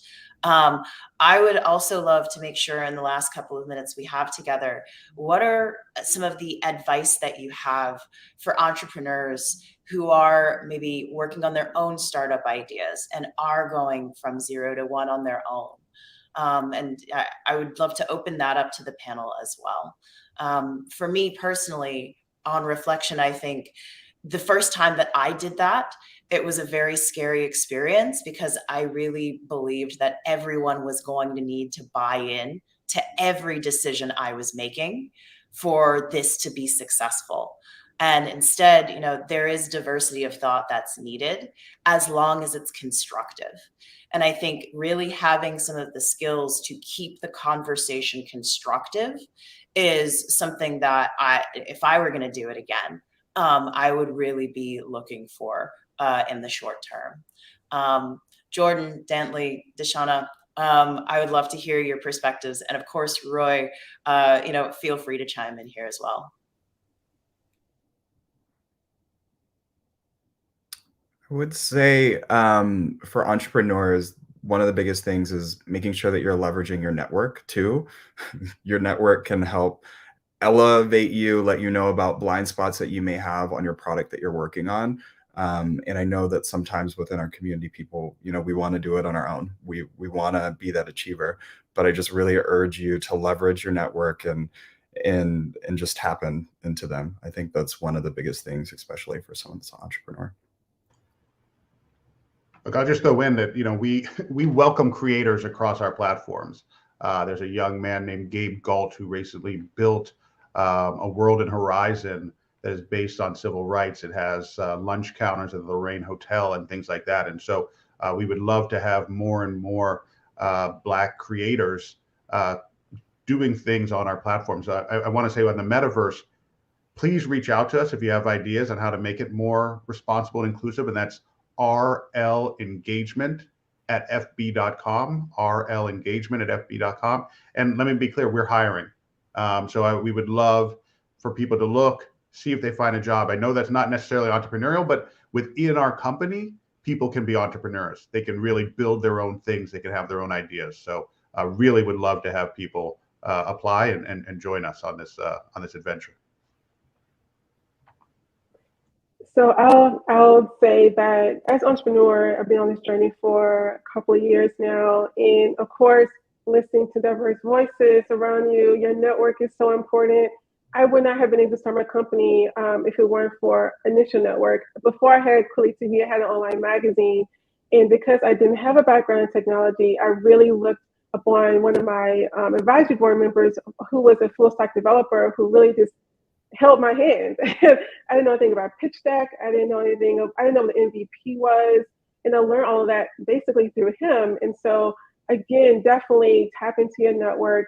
And then also just doing some research about, whatever you're trying to get into, and talking to your potential audience. I think that a lot of times, kind of like what Lydia said, you kind of having your idea kind of what you want to build, but you don't really know until you start talking to people. And the best way to do that is to start to build something like an MVP. You don't have to build the big shebang. And it was my mistakes. I didn't do it, but initially I was like, I want to build this. I want to be this and this.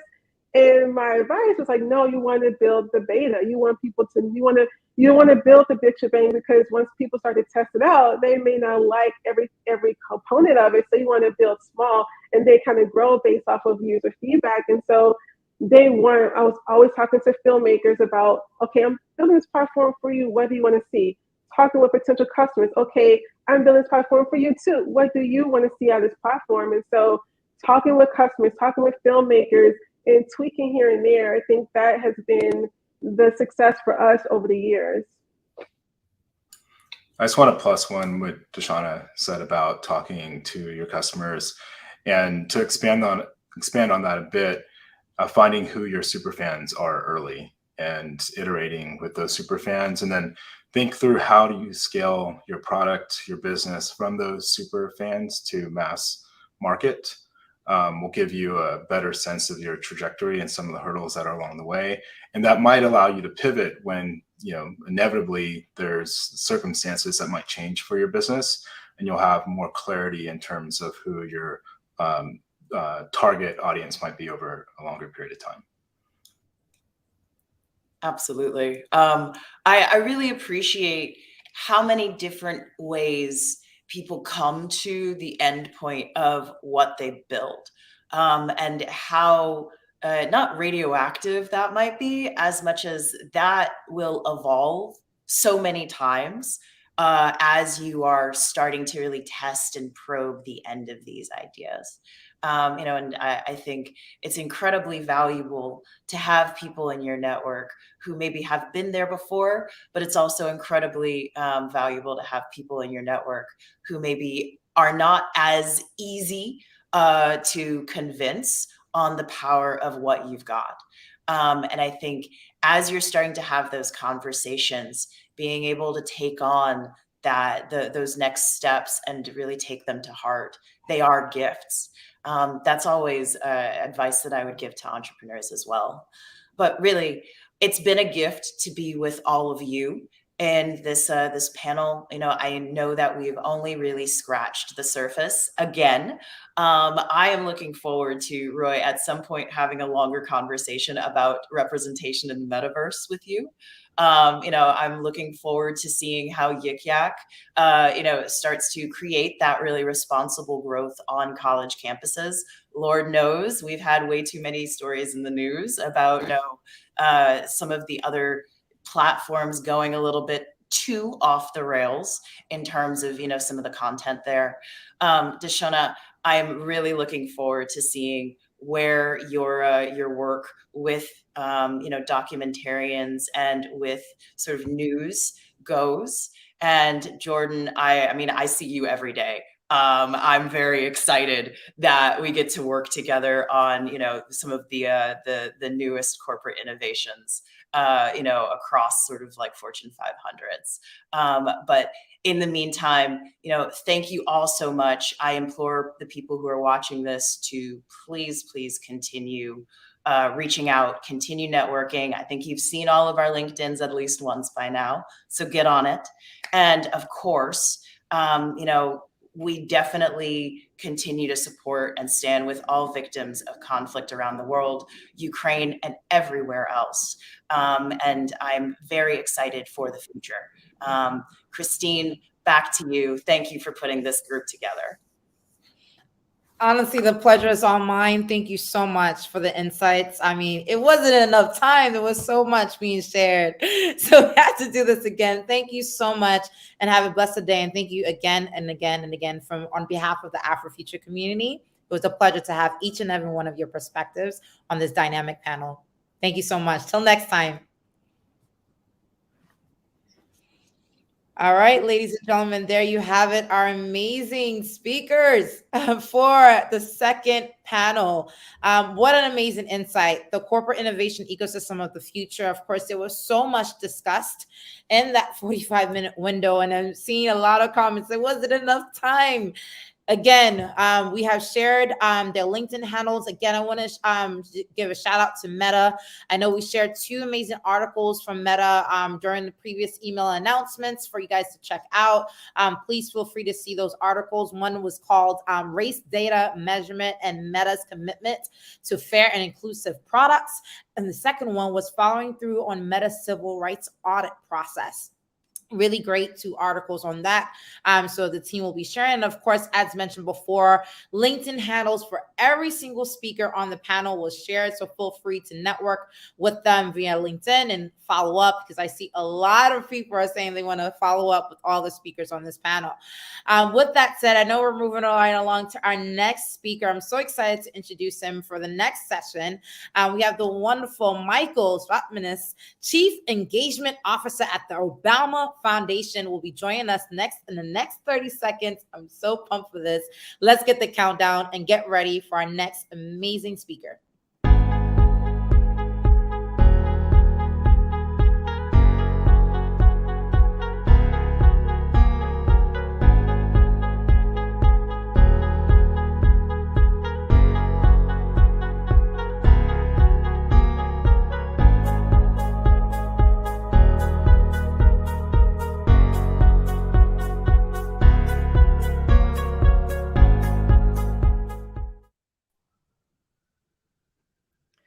Hello. Oh, hello and welcome. It's a pleasure to see you virtually in person.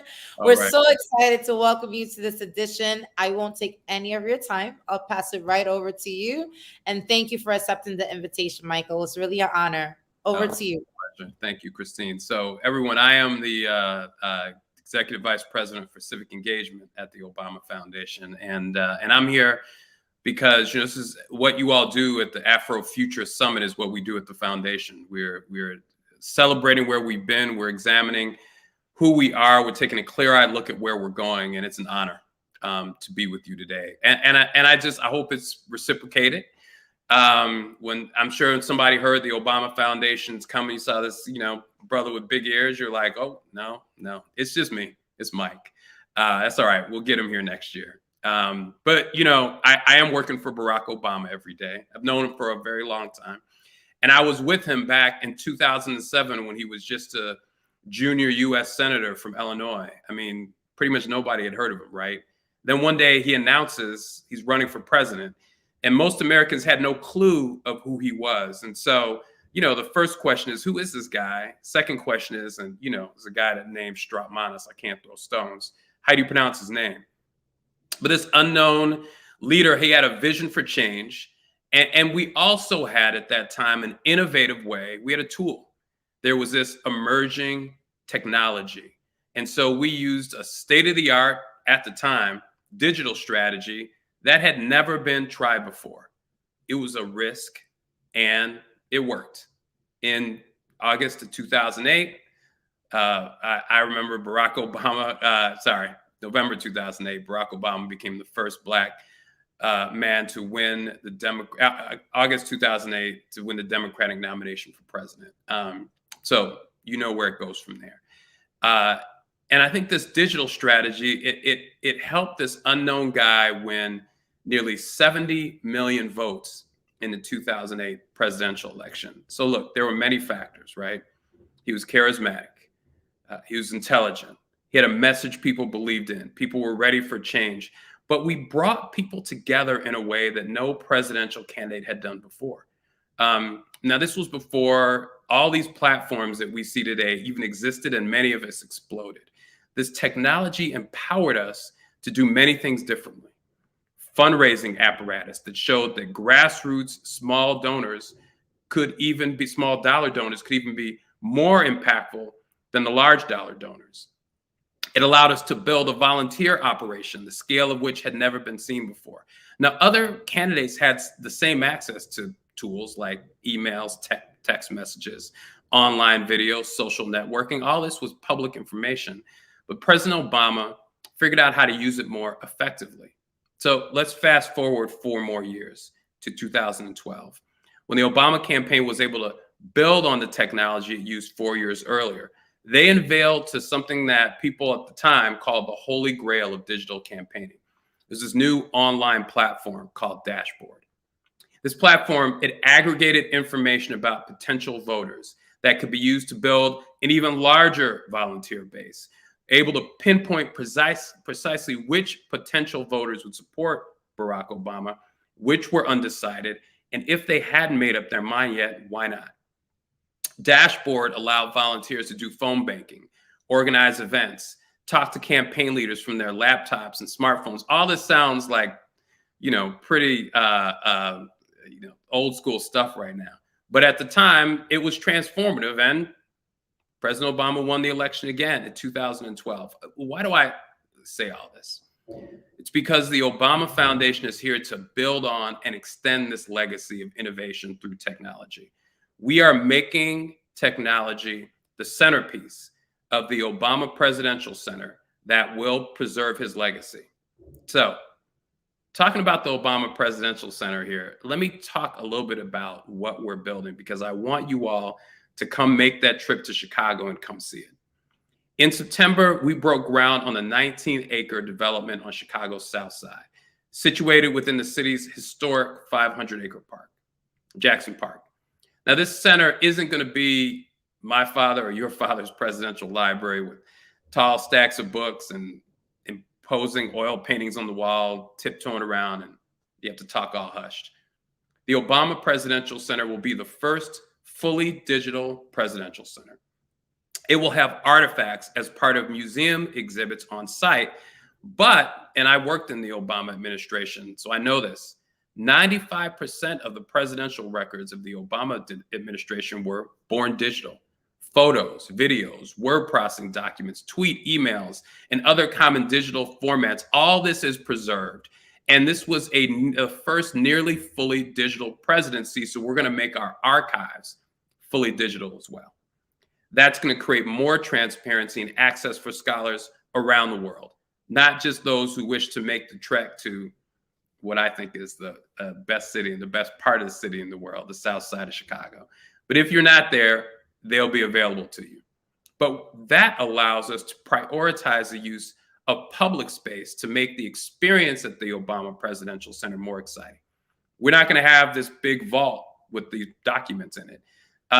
So that gives us room for a recording studio, a restaurant, an auditorium, a gym, a branch of the Chicago Public Library, and more. And so this is not going to be, this will not be your father's presidential center. Now, there's a reason why we picked the South Side of Chicago to do this. It is because it is a, sorry, I'm getting feedback here. Hello. Is everyone? I apologize for that. Not going to be your father's presidential center. Now, it's on the South Side because the South Side has a part of the city that has a deep history and culture, has one of the richest souls for Black culture in the United States, a destination point for the Great Migration, the birthplace of former First Lady, some say former, some say forever, Michelle Obama, and the place where President Obama worked as a community organizer before entering politics. I mean, you could walk around the South Side of Chicago and see the history of our country. You could see the history of gospel music, the blues, and more. So there's a lot here that's beautiful.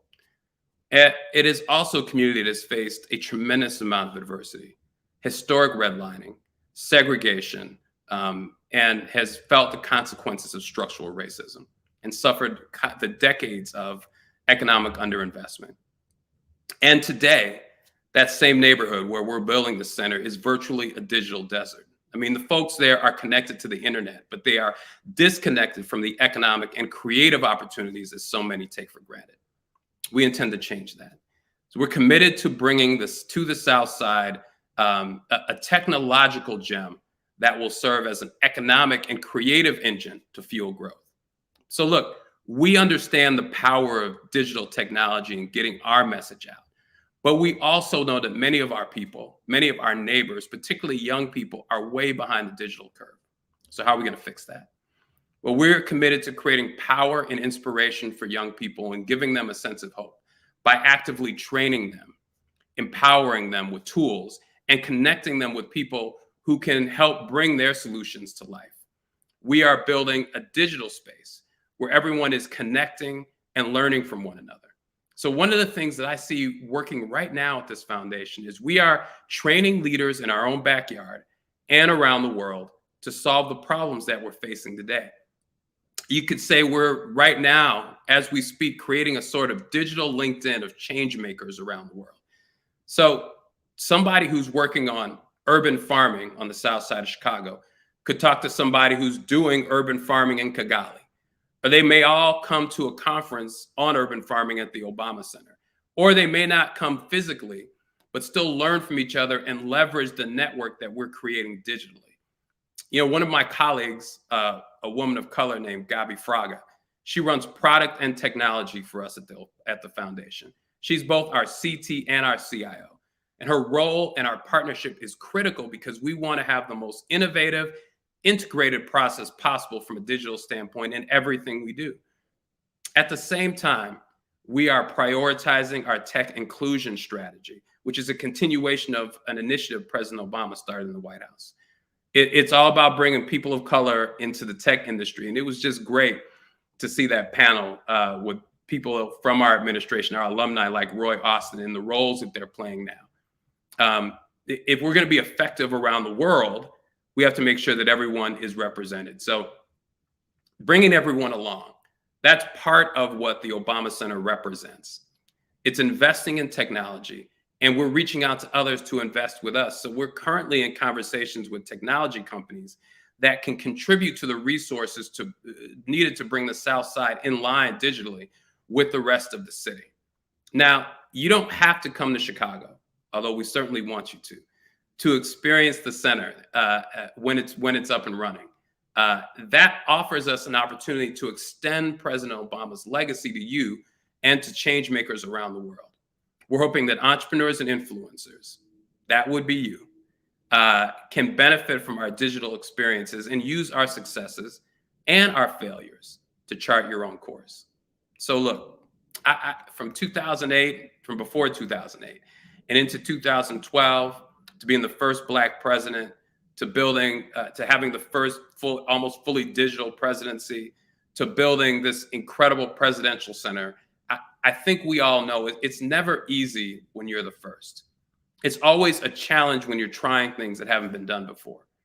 You have to build your own playbook, and then as you do it, you hope it'll be beneficial to others. You have to figure out and learn on whose shoulders you stand and understand that.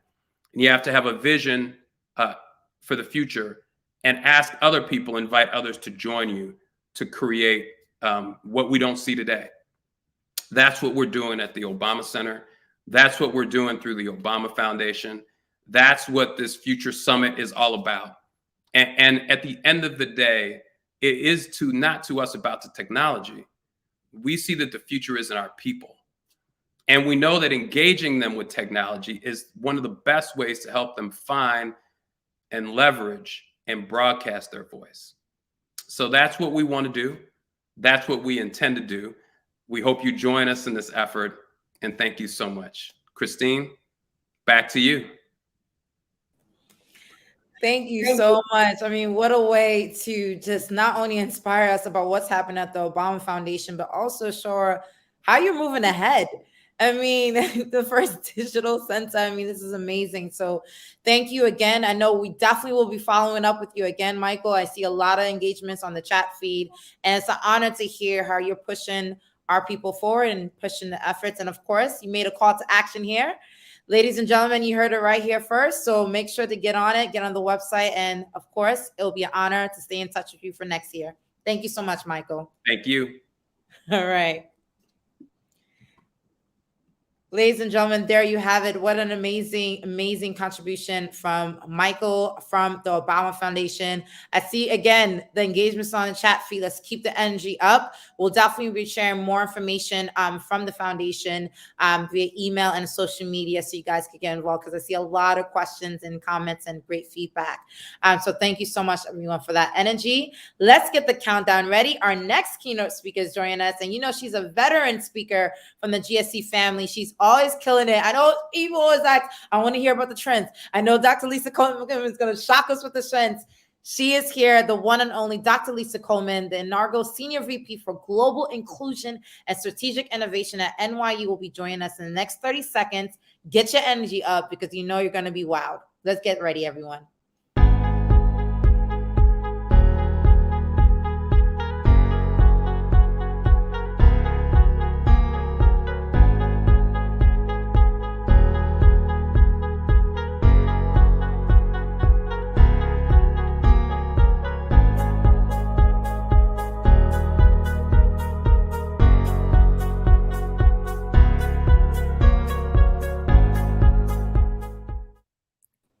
Hello, welcome back. Hello, it's so good to see you.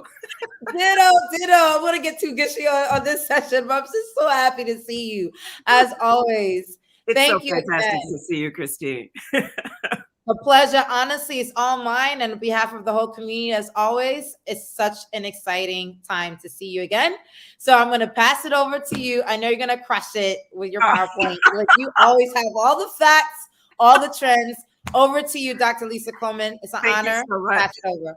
Thank you so much, Christine, and welcome. Hello, everyone. I hope everyone's enjoying today's Afro Future Summit. I've been listening in the background to some of the other speakers. What a terrific panel and presentation from the Obama Foundation.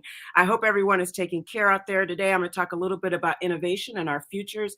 I want to make sure that everyone, I just want to say, I hope everyone's taking really good care. We know we continue to see a lot of stressors out there in the world. So really hope everyone's taking good care. And of course, thank you to everyone behind the scenes who's making this conference possible today. So I work at NYU. NYU is a global network. It's the largest private institution in the United States, and we have campuses in places like Ghana. We have Sydney. We have 2 campuses, one in Abu Dhabi and Shanghai. So I'm constantly thinking about how we network the world, to go back to what Mike from the Obama Foundation was saying, right? How do we think about this across our areas? We know that we're still impacted by racial disparities and the legacies, and some of people have already talked about this in terms of digital exclusion, resource access, legal battles that we're still fighting, banking, housing, and of course, as we think about differential investments in terms of entrepreneurial and of course, startup companies. This disproportionate impact is not new. We know it is grounded in a lot of different historical legacies. And of course, as we think about the massive amounts of scholarship, and we've seen this obviously during COVID as well. I have a few slides here today, but these slides, I'm not going to go through it, just to remind us that we have a history, right, of apartheid, histories of segregation that lead to digital exclusions and intersectional biases. So one of the things that I really also like to just draw our attention to is, if we think about what's happening with Black people globally, we also know there are differential impacts in terms of Black women, Black children, etc. This is a slide from the United States that talks about the intersectional impact. And if we think about the wealth gap in the United States, and this is really in relation to investments. So if we think about investments in startups and think about microfinancing for women and companies across the globe, we really need to think about that microfinancing in advanced ways. Because if we think about the wealth gap just here in the United States, white women, right, the median wealth for white women between the ages of 18 and 64, right, is about 36 and 49, excuse me, is $42,000. For Black women, it's $5. So $42,005. That's the legacy impact. So we're talking about investments. We really have to think about how those investments are made. To go back to what Mike and others have been saying about the digital divide, we know that we have a digital divide across the world. And we also know that there's an intersection with, right, socioeconomics. The global cost, the wealth gap between American whites and blacks is projected to cost the U.S. economy, just the U.S. economy, $1 trillion and $1.5 trillion between 2019 and 2028. So if we think about that, right, France could jump its GDP by 1.5% over the next 20 years. And we think about Brazil. I just use these statistics to talk about those global costs. We know that we have disruptors everywhere, right? Whether it's technology disruptors, cognition, automation of jobs, et cetera. And the other piece that I like to say is framing matters. To go back to what Mike was saying from the Obama Foundation, one of the ways that Obama, and I think if we even think about the legacy of someone like Martin Luther King, is they began to frame, right, Black and emerging populations as assets instead of deficits. So the actions that have been taken, right, if you think about even what Mike was talking about, the other form of work is individual, interpersonal, institutional, and structural. And those are the actions that we have to take. So if we think about the individual investments and then institutional structures that allow for those investments to grow. I say that part of the practice that we need to engage is this practice called transformation. I have the pleasure of being a chief diversity officer, and in South Africa, they call us chief transformation officers. So chief strategy, chief transformation, about transforming society and moving into this asset and strength model that I mentioned earlier, and really thinking about what are the growth opportunities if we think about global Blackness, if we think about digitization and interconnectedness, if we thought about global broadband access, right? And we know we have some measures here in the United States even at the legal levels to think about how do we create that. Digital inclusion and collective empowerment, and so many people have been talking about this, right? Ensuring that we have the robust services and access to resources that would allow for that digital inclusion.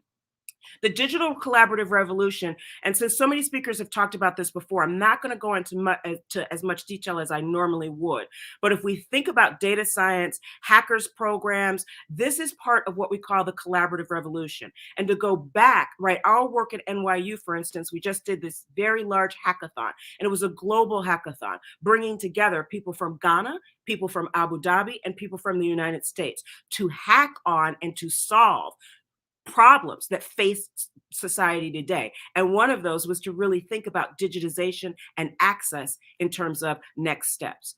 Innovation, as we know, requires a diverse mix of people. And as we think about that, that brand value, then one of the things that I try to talk about a lot is then how do we think about the brand value of the global digital growth? And we know that this digital growth is also happening in places like Eritrea, for instance, where we're seeing kids take computer parts and put those parts back together, right? So we have to also think about that, the ways in which we're seeing growth in ways that are sometimes not measured. So as we think about even these slides, what I say is we have to dig deeper into those measurements. I do a lot of work actually across the continent and get to work with, right, emerging populations. And as we think about that, we have to think about the sustainability, the environment, the social, and the governance, and then how we're engaging, of course, individuals. What I say here, and I'll just pause here to say here at NYU, I sort of alluded to this, we're engaging in multi-sector partnerships.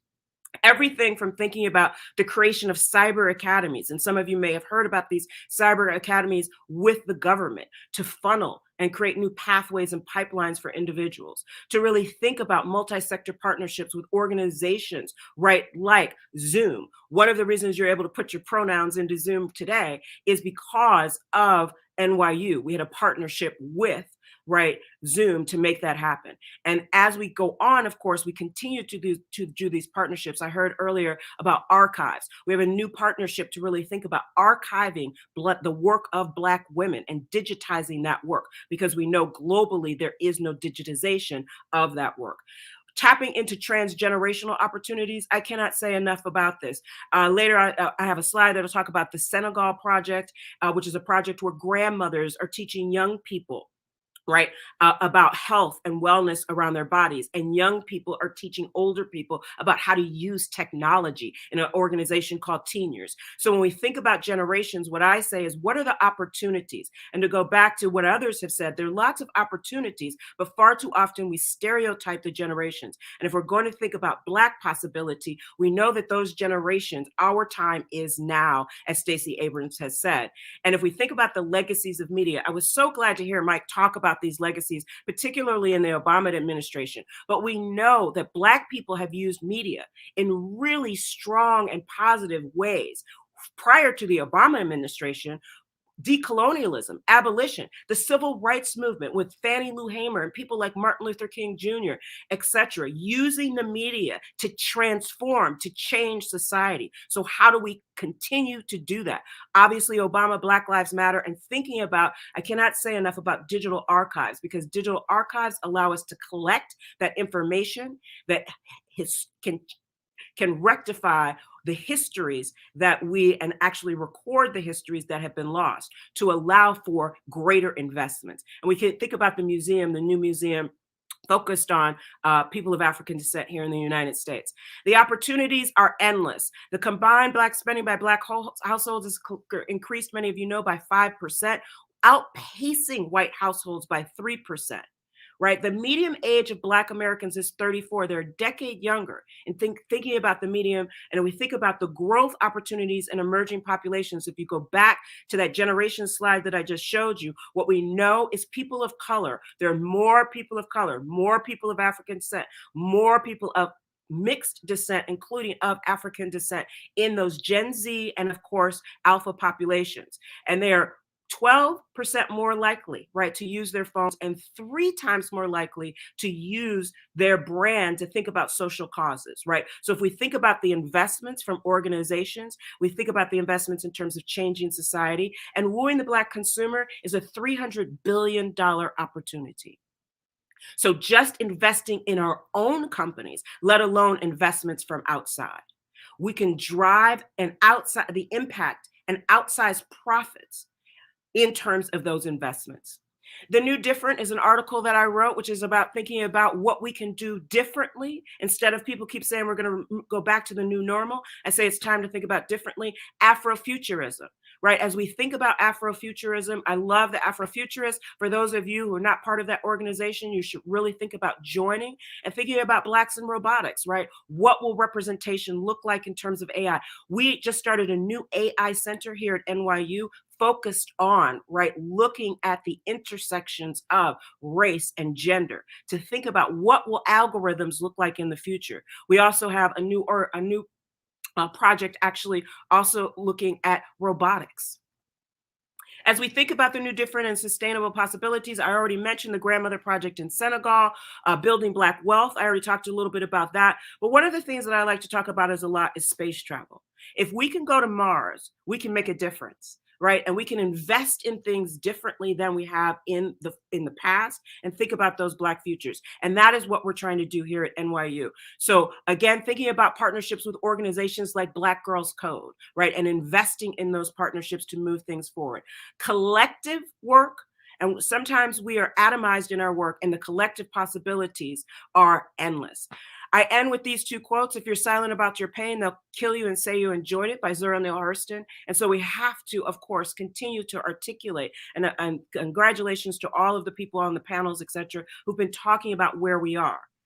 And the world is before you, and you need not take it or leave it as you was when you came in. We can transform, we can invest in ourselves, we can create digital archives and digital futures that look different than the past, and we can think about these entrepreneurial and innovation opportunities as a collective to bring us together across countries and nations.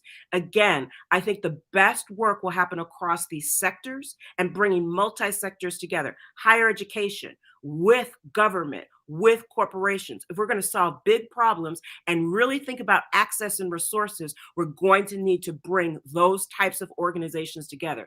Corporations aren't going to be able to do it by themselves. Higher ed won't be able to do it by themselves, and neither will governments. And that is what we're starting to see. We saw it during the COVID pandemic, and it's this is the time to really think about those multi-sector, multi-dimensional partnerships that allow for new kinds of investment and resource allocations. Thank you very much. I'm so appreciative, and I hope that everyone continues to take very good care. As always, thank you so much. I can't even follow up to that. Always an honor to have you, Dr. Lisa Coleman. A lot of food for thought. We're going to have to break this down. It's great opportunities within our community. Thank you so much. And we'll talk soon. Thank you so much. Take good care now. All right. Bye-bye. Bye. All right, ladies and gentlemen, there you have it. Dr. Lisa Coleman dropping the facts, the trends, and the opportunities. I think she mentioned 300 billion just looking inward. I mean, too much is said about all the deficits, the challenges that we face as a community. And what I love about what she shared is all the opportunities that we have to tap into, even if we just focus on us and focus on what we have as a community. So hopefully that resonated with you guys, because it was more than inspiration. It was facts and data to back it. I'm looking forward to now transitioning to our next keynote speakers who will be engaging with you throughout the day. But before that happens, let's get ready also for the next panel post-break. Session 3, the investment ecosystem of the future. You're going to hear some dynamic influencers moderated by the lovely Tana, Chief of Staff. Our Harlem Capital will be engaged in this conversation. Before we transition, let's do a quick year in review recap, and then we'll welcome the next panel onto the stage.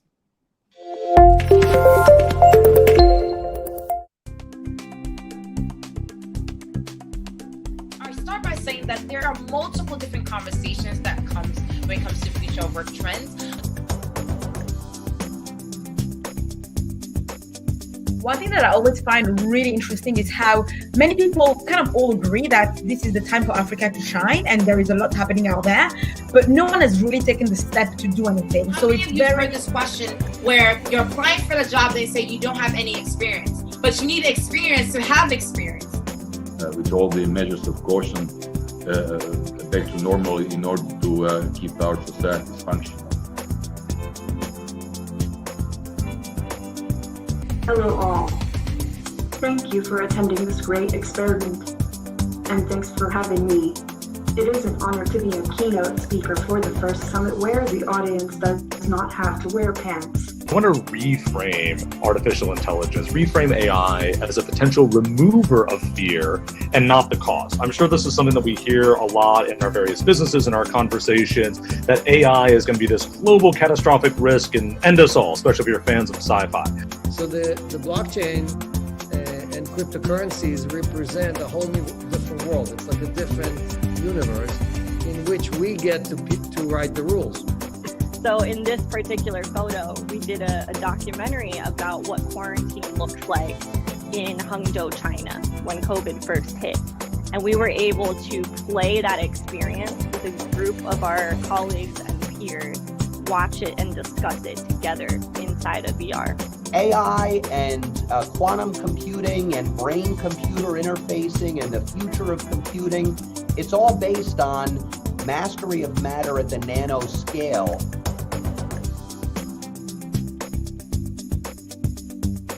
For the first time for this country, I see say young people come together, do something.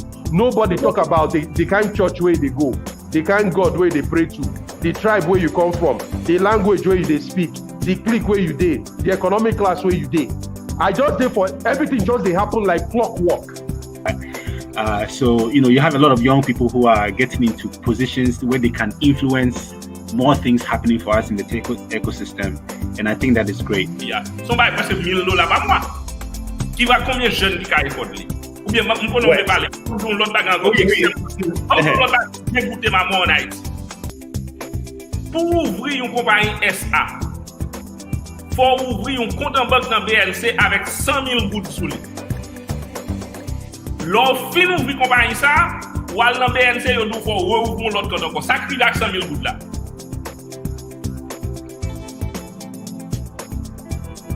You know that women make up half of the world's working age population, but right now are generating about 37% of GDP. To me, it's really easy. I mean, you think about the technologies today that can even examine patients remotely, where you have devices like this, the Med One, for example, which can do a number of physical examinations remotely. I say to a lot of entrepreneurs that you have to treat every situation as though it is an investor meeting, as though it is something that's significant that can support you with your business. We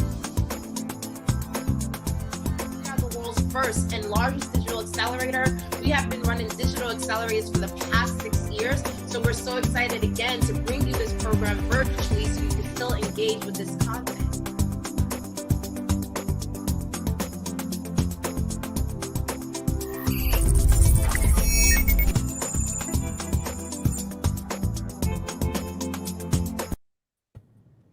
All right, ladies and gentlemen, we're back from break. Let's kick it off with the wonderful Tanya. We'll kick off the next session. Thank you, ladies and gentlemen. Hello, everybody. So amazing to see this group of people here. We have a wonderful collection of panelists who will be speaking to us on the future of investments, philanthropic leaders, accelerators, managers, and investment fund managers. So we have an exciting discussion, and welcome to all of our panelists. Thank you. Thank you. Thank you. As mentioned, my name is Tono Obaze. I'm Chief of Staff and Investor at Harlem Capital, and I'd like to take a brief moment to welcome all of our panelists. First, we have Marlon Nichols, who is the founding and managing partner of Mac Venture Capital. We have Melissa Brady, the co-founder of Eureka, one of her many, many talents and achievements, amongst others. We have Naja Roberts, the CEO and Chief Visionary Officer of Crypto Blockchain Plug. And lastly, we have Martina Welkoff of the WXR Fund, which is focused on the future of AR, VR, and everything in the metaverse. Thank you so much for joining us today, everyone. Thank you for having us. Great to be here. Thanks. So we're going to start with a quick intro and ask all of the panelists just to give us a little insight into their careers and what their everyday looks like. So we're going to go around the room, and I'm going to ask you all to summarize your job description in one line, which I know will be really difficult, and then tell me a story about the journey on how you got there. I think we can go ahead and start with Naja. Yeah, thank you very much again for having me today. My name is Naja Roberts, and I am a Chief Visionary Officer. And the reason I say Chief Visionary Officer is because you have to have a really big vision to really get involved with the cryptocurrency community that is unable to get into the traditional cryptocurrency market. So I tell everybody I'm building Silicon Hoods. What we don't recognize is that there's 65 million people here in the United States that are unbanked or underbanked. And so we have to get them into this ecosystem. And so that's our job. So we've had to have a big vision to get this done.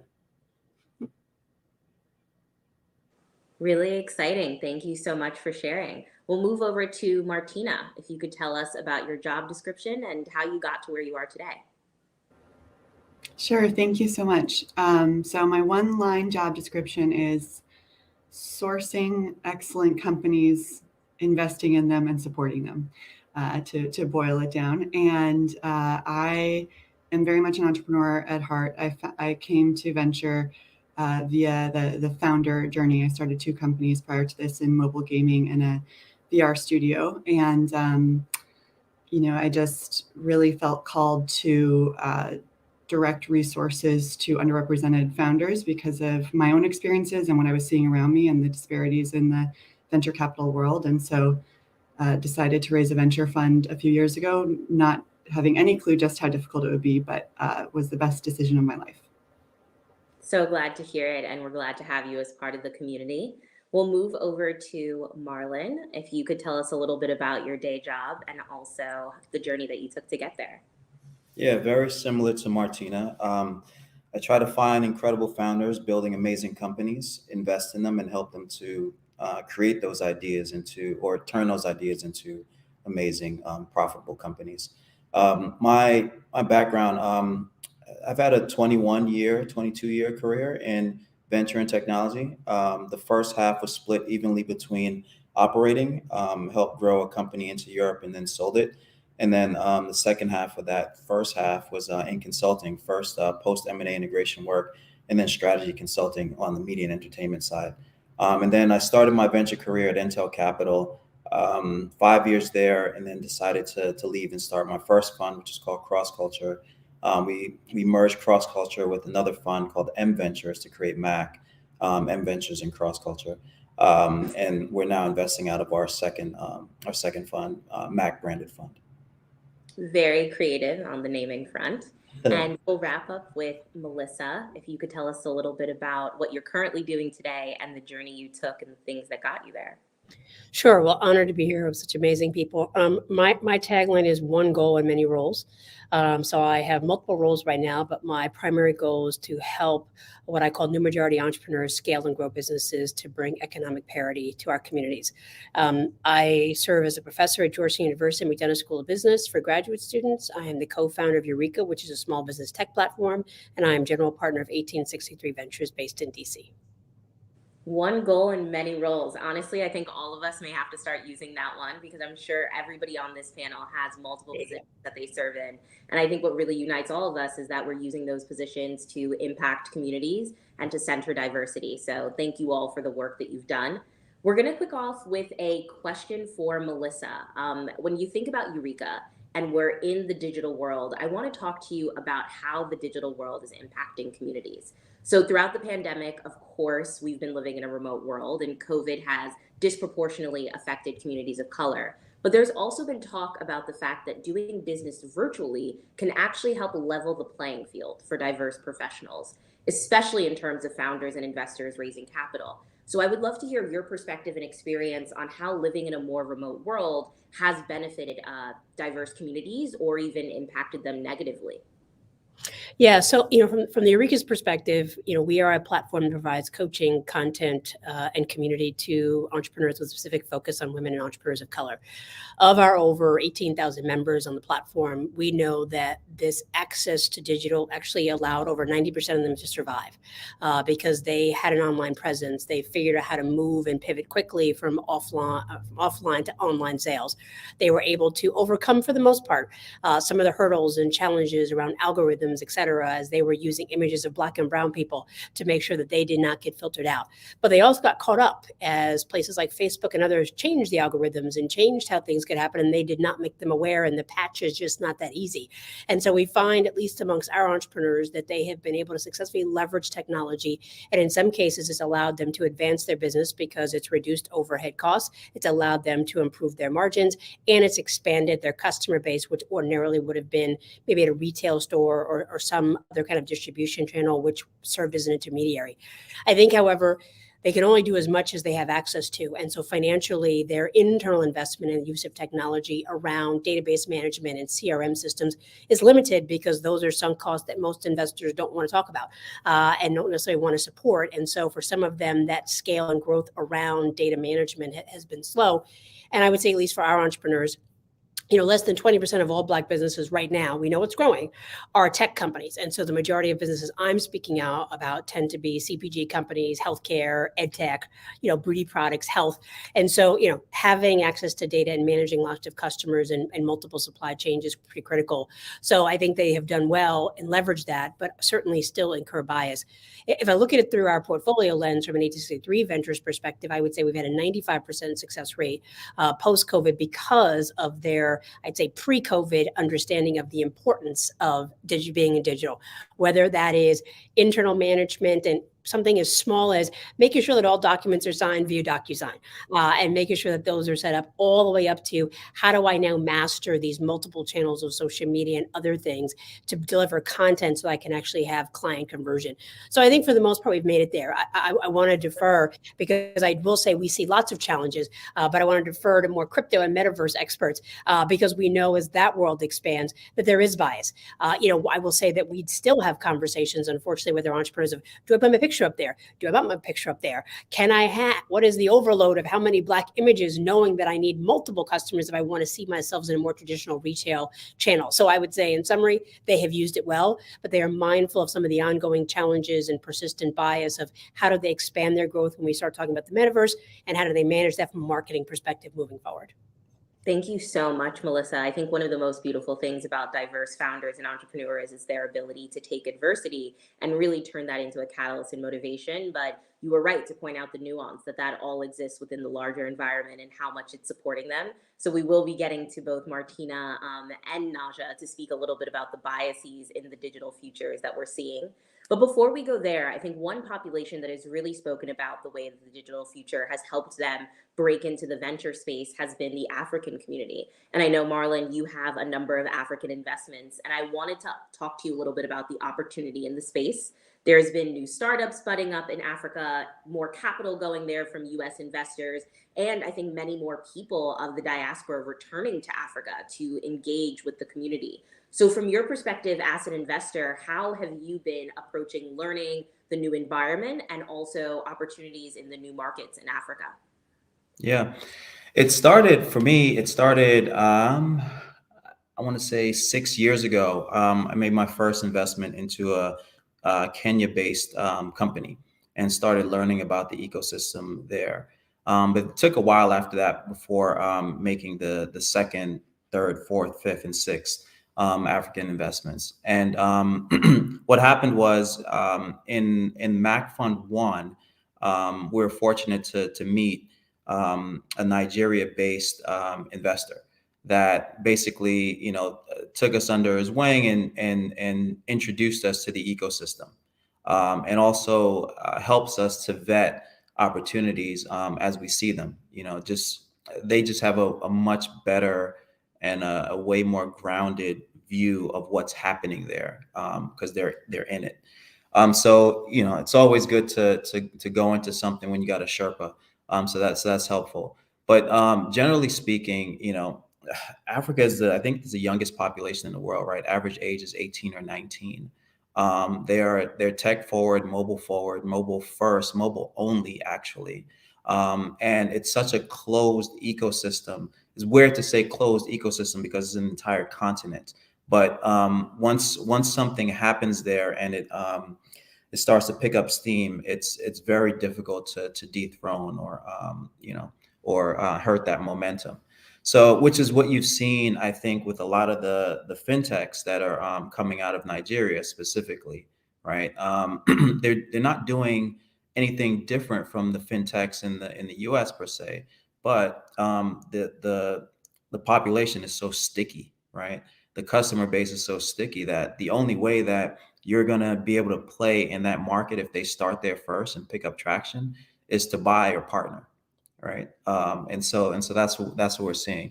So all of those reasons, for all of those reasons, it's and then the price, right? So we're seeing at the early stage where I play Series Seed, you see reasonable, kind of expectations from entrepreneurs for the point in time, where they're at, where they're playing.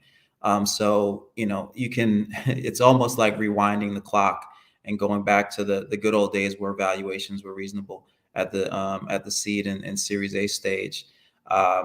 So those are the reasons. And then I think there's some challenges that are very specific, particularly in around digital health, that if they can solve it for one country in Africa, they can essentially solve it for many countries in Africa.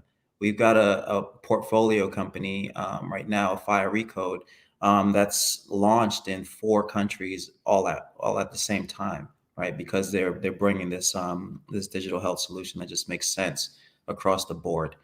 So yeah, that's kind of rambling now, but that's my take on Africa. Very, very bullish.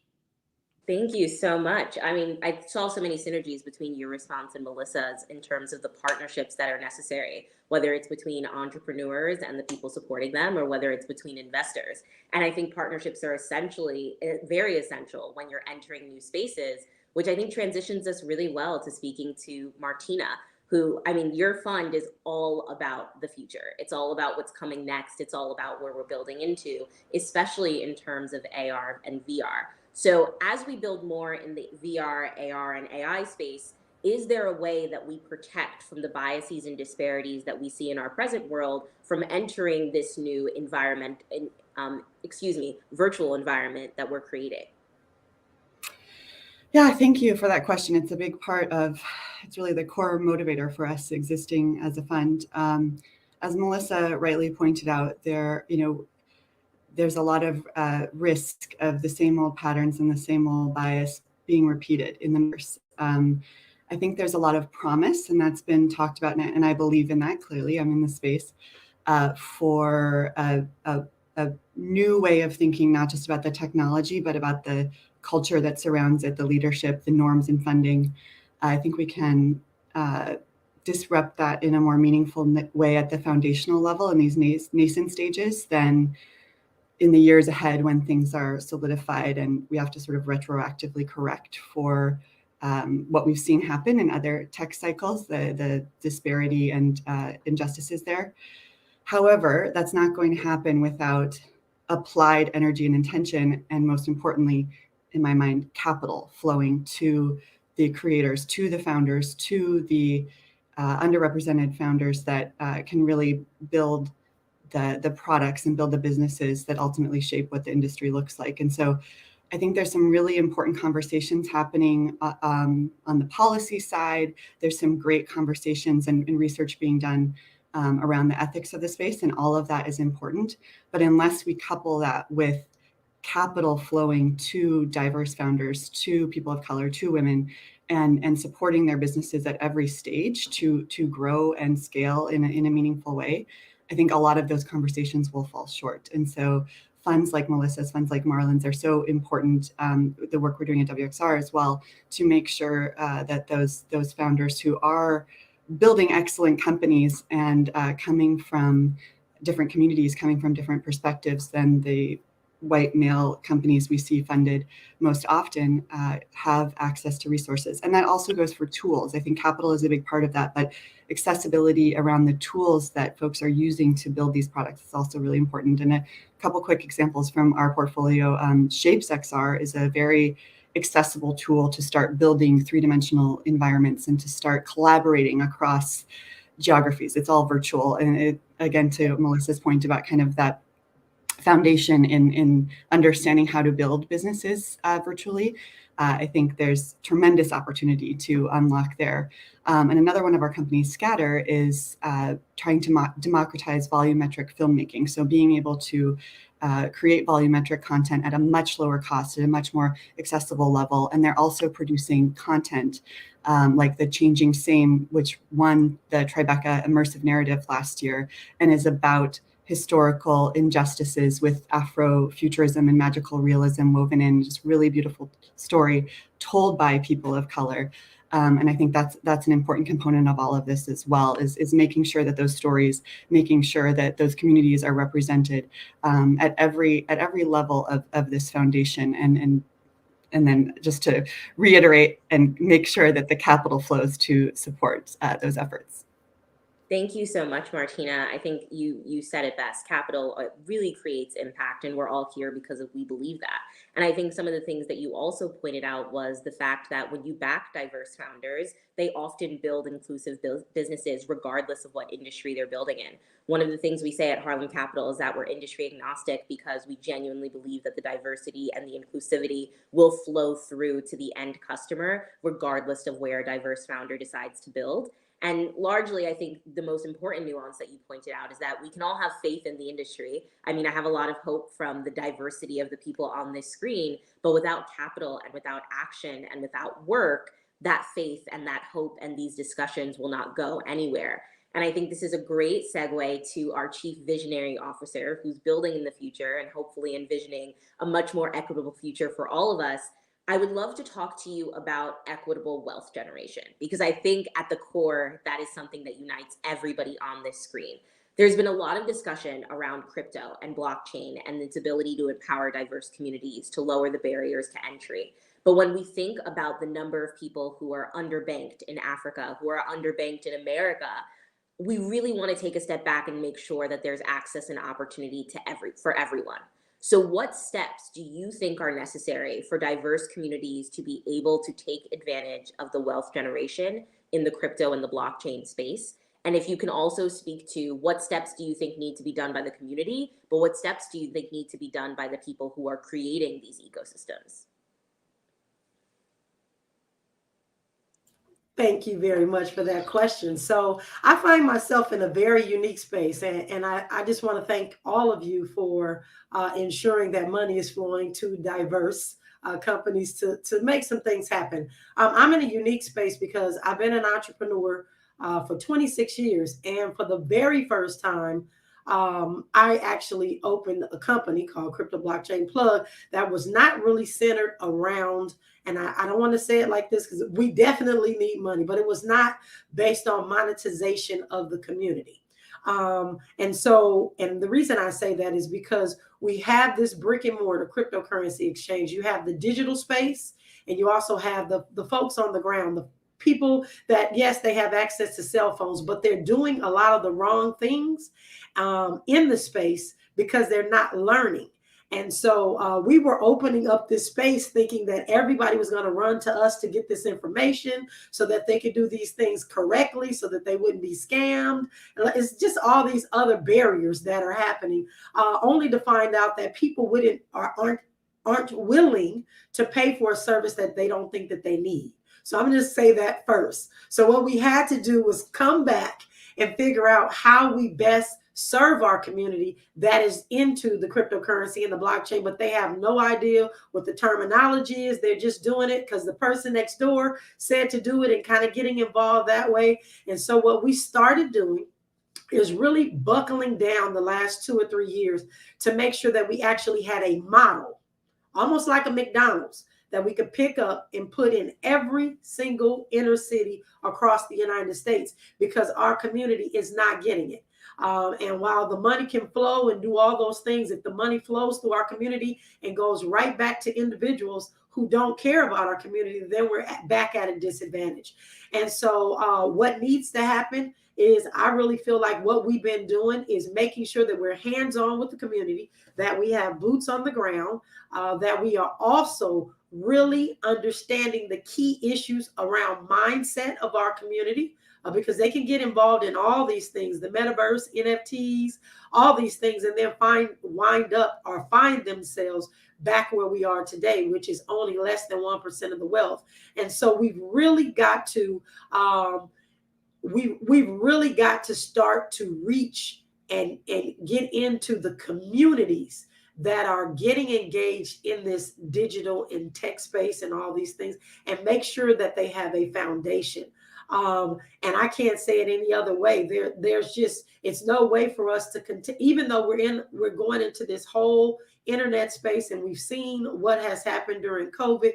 It is like critical that we slow down and really kind of reach back and educate and bring people forward to where they need to be, or we're headed for a real train wreck. And that's what I see, is a real train wreck happening, because our consumerism has moved from, unfortunately, the physical things that we do right now, because we haven't learned any better, to the metaverse. And people are talking about buying all these clothes and this furniture and all these things, and they don't even have their real world things together. So I think what we've managed to do is bridge that gap between the reality and the virtual, and then really trying to help back them up to understand, so that they can move forward knowing what they know, and making better decisions, because it is detrimental to our community what we see right now. And just last but not least, we hear a lot of our government, as well as other VC, I don't want to say VC owners, but some of the traditional companies are really talking about ensuring that our community is safe from scams and those sorts of things, and really starting to try and put the onus of investing for just regular everyday people back to accredited investorship. And I just have to say that education is the best consumer protection that we're going to have. And I think that any companies that are coming up that are starting to really, we got to focus on community, and we got to focus on them getting an understanding and them doing the right thing, using the right tools. So I hope that helps. And that's what we've been working on really hard. Thank you so much for your contributions to the community. I mean, you said it best, the need for education and the necessity that cannot be overlooked. And even when you brought up things like being an accredited investor, which has been a barrier to many people of color in wanting to engage in riskier assets, it is important to have that education to be able to gain that distinction. And even if it's not present in the crypto and blockchain space, education is really empowerment. And at the end of the day, generational wealth is a mindset, and it is a mindset that pervades every single individual decision you make on the day-to-day. So the work that you're doing is so important to be hands-on, to curate it to the community. It's absolutely essential. So thank you so much. Over at Harlem Capital, we actually have a series called Crypto in Color, where we do series of dinners to be able to bring people together of all knowledge levels to help them understand crypto and blockchain. We always say the best way to learn is through conversation, but it's only one piece of the pie. So we continue to think about partnerships with people like yourself, Naja, who are really doing the work every single day of creating sustainable models of education for large scalable communities. So before we wrap up, one of the things we wanted to talk about was just some brief advice for entrepreneurs, because as we can see, whether it's building in Africa, whether it's working in the digital world, working in crypto and blockchain, or in AR, VR, and the metaverse, the world is changing very rapidly. And what raising in the VC environment looked like even 10 years ago is very different from what it looks like today. So I would love to have all of you just go around and maybe drop a line of advice that you would give to entrepreneurs in terms of how you see the world changing and what they need to do to be prepared for it. And maybe we can start with you, Melissa. Great. Really appreciate the conversation. So I think there's two things. This, from my perspective, has not changed, although the world is changing, which is know your numbers. I say that over and over again, but I think I see a lot of entrepreneurs who outsource this activity. You have got to know your numbers. World history is much more complicated than math, because 2 + 2 is always 4. World history is changing depending on the author. So I really encourage entrepreneurs to be comfortable with numbers and own them, because those numbers, those budgets are a manifestation of your values, and helps me understand as an investor where you're trying to take this company. So that's number one. And I think because of what's happening in the world, inflation, markets changing, VCs needing to do different things around asset allocation, you've got to be able to pivot and know what are the different maturations of your numbers based on external strategy. I think the second thing is be mindful that with the increased number of Black GPs, in particular, over $300 billion in 2020 alone went to Black GPs, does not automatically mean, more money for Black people, just any type of business. What it means is the opportunity has increased, but your rigor and your diligence and how you show up and your preparedness is even more paramount, because that is the highest level of, Marlon is a pioneer, but that's the highest level of dollars any of us has ever seen. And if you want us to continue to have access to those dollars, then we need you to continue to perform, if not overperform, because there's money given to us by LPs who are watching a very fragile market because of the economy and because of the pending war, that we never know what's going to happen. And so those dollars, while they're more readily available, are even more critical because we as Black GPs are under a different level of scrutiny around our fiduciary duty related to those. So we need our folks to step up and be prepared to receive those dollars. Melissa, I could not have said it better. When it comes to the diverse community, especially Black people, we will not be biased against you, but we will hold you accountable, and we will tell you to come correct every single time. So thank you so much for that. Marlon, I would love to hear your thoughts about how the world is changing, or like Melissa did, how it's staying the same, and the ways that diverse entrepreneurs can be prepared. Tona, I had one rule in my writer for this panel, and it was to not follow Melissa ever. Y'all couldn't even do that for me.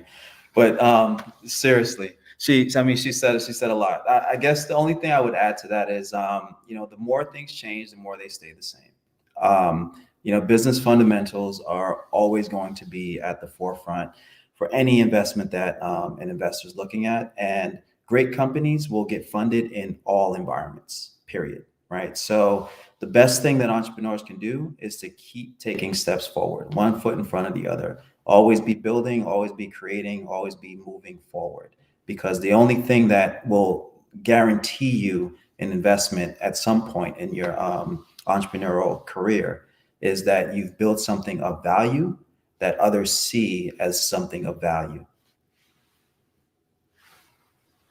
Thank you so much. I have to say, the way that you guys' opinions pair so well together, it's just the sum of the whole is better than the individual parts, I have to say. So thank you to the both of you for such wonderful synergistic perspectives.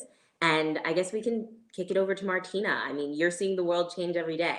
So what do you think diverse entrepreneurs can be prepared to raise in the new environments that you're building? Well, I couldn't agree wholeheartedly enough with everything that's been said. Melissa and Marlon has spot on. I would just add, beware of buzzwords. I think particularly since the metaverse has become such a buzzword, I see so many pitches where metaverse is just slapped on, and that can be a real red flag. And so if you're going to use any of the many buzzwords that are out there today, make sure you really understand why you're using that and how it relates to your fundamental business. I think that back to fundamentals is just so important. And the other quick thing I'd say is just invest in your peer network, meet other founders, build friendships, build strong relationships, because having that peer network and people who can really understand what you're going through will be essential as the hard times on the entrepreneurship roller coaster set in. Absolutely. And I think we've seen the same thing with Web3. We always say sometimes Web3 marketing, but Web2 infrastructure underneath. And I think, Martina, it also goes to support what Melissa said, that some things don't change. And when it comes to building networks, it's just as important to build horizontally as to build upwards, because at the end of the day, when you get to that pinnacle of success and look around you, it's not going to be the people who you're trying to win over who were older than you or more seasoned than you in the industry. It's going to be your peers who are pulling for you and sitting with you at the table. So always a great reminder for everybody. And Naja, would you mind wrapping it up for us in terms of how you're seeing the world change and how diverse entrepreneurs can prepare? Well, you put me behind the triple M's. I'm looking at this, Melissa, Marlon, and Martina. They did an incredible job. Melissa nailed it at the beginning. So basically, I just want to speak, I guess, to those that might be going out seeking venture capital fund. I just want to say to them, be true to who you are. Be true to your business plan and what it is that you're trying to do. And I would just caution, because I've seen a lot of people try to tweak and change their business model to fit what someone else is looking for. And I just say, keep going, be who you are, stay true, never give up. And one of the things that I constantly say to myself, you may not be there yet, and I'm talking to me, but you are closer than you were yesterday. So just keep going, keep striving, keep educating, keep doing all the things that you do, because when you do what you love, you will never work a day in your life. And so that's it for me. Absolutely, Naja. I love that. I mean, the point exactly that you said about you may not be there today, but you're closer than you were yesterday. I think I always add that little bit at the end about, and you might not know if tomorrow is the day where you're going to reach the goal. So just keep going and keep pushing. I always like to end every panel that I moderate with a fun lightning round. So I know we are all so wise and we have so many perspectives to give, but I'm going to ask all of the panelists to keep their answer to one word and one word only. Please complete this sentence. The future of the world is blank. And Marlon, I will let you go first.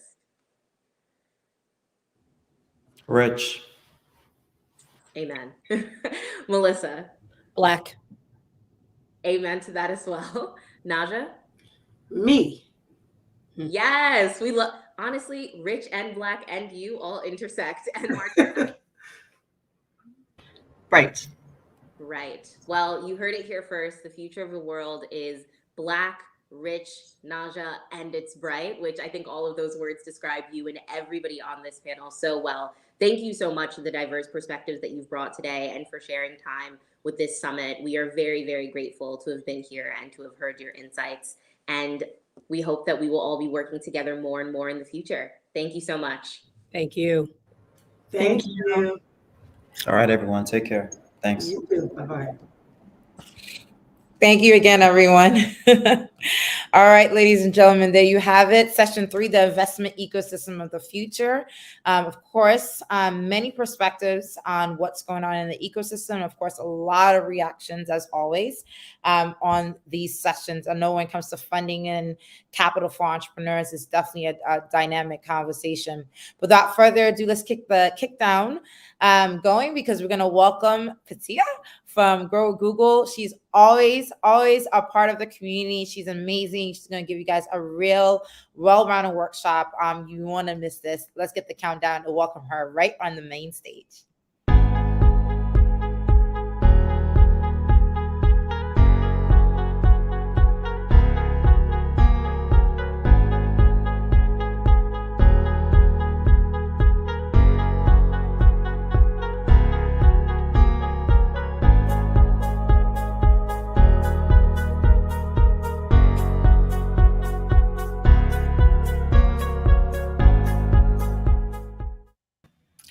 All right, ladies, please give a warm welcome to the one and only Fatia, who's going to be joining. She's a digital marketing strategist and is a part of the Grow with Google speaker lineup. She's going to be talking about making better business decisions with analytics. You look gorgeous. Thank nice you. To see you. Pass it over to you. It's a pleasure as always. All right, you guys. So we'll get started because I have a lot to cover and only about 25 minutes to do so. So welcome to today's Grow with Google session on how to make better business decisions with analytics. My name is Fatia Abdul Razak, and I'm coming to you live from my WeWork location in Harlem, New York. So if anybody is here from Harlem, hello. Today, we're going to discuss how you can make more strategic business decisions with the insights that you gain from Google Analytics. And hopefully, many of you are already using the tool. Here's my contact information. Please don't hesitate to stay connected and stay in touch. Even after today's session, I've been having lots of great conversations with people that I've met through presenting at these GSC summits, and I totally look forward to them. Okay, so let's move on and set the stage. What this quote serves to show is that getting data these days is no longer a problem. Thankfully, we have access to big data, right? However, Google's opportunity is to take this huge amount of data and make it manageable for people who may not even have a very deep technical background. We needed to be able to interpret this data so that we can make informed decisions about our businesses. What we need to do is find the interconnections, patterns, themes, and build in context for genuine understanding. The ultimate goal when you're analyzing data is to provide actionable insight that you can use to prove or disprove a hypothesis about your business. What the quote serves to remind us, again, is that access to data, unlike, say, maybe 10, 20 years ago, is not a problem. What we need to do is focus on understanding what we can use this data to do to move our businesses forward. Here's a really quick outline of everything that we'll cover today. Don't be afraid to take notes. And again, if you have questions afterwards, just connect with me on LinkedIn and we can have a further chat. Okay, so let's start with a quick overview of why you should use Google Analytics. Now, ideally, your website should lead your visitors from one page of useful, keyword here, useful content until the next, until they finally convert. Google Analytics can help you to better understand your audience and the insights that their activity gives you so you can make more strategic business decisions and propel your business forward. Now, there are many types of reports that can help you to better understand how people found you and how they engaged with your website. So these are a few things that you should be making a note that you should be using this data to learn. You should be interested in which search terms and sources drive the most traffic. Understanding the demographic information of your most profitable customers, and your most profitable customers will be your repeat customers, actually. So that's something to make a note of. And understanding the kind of content that your audience is most interested in. You also will need to evaluate which channels drive the most conversions. Okay.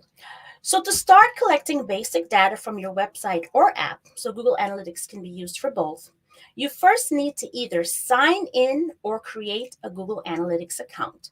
And you can do so by going to g.co/analytics. If you already have an account, you will just sign in. If you do not, you will click the button that says start for free. Again, there's no cost to use this tool, and you can set up an account so that you can move forward.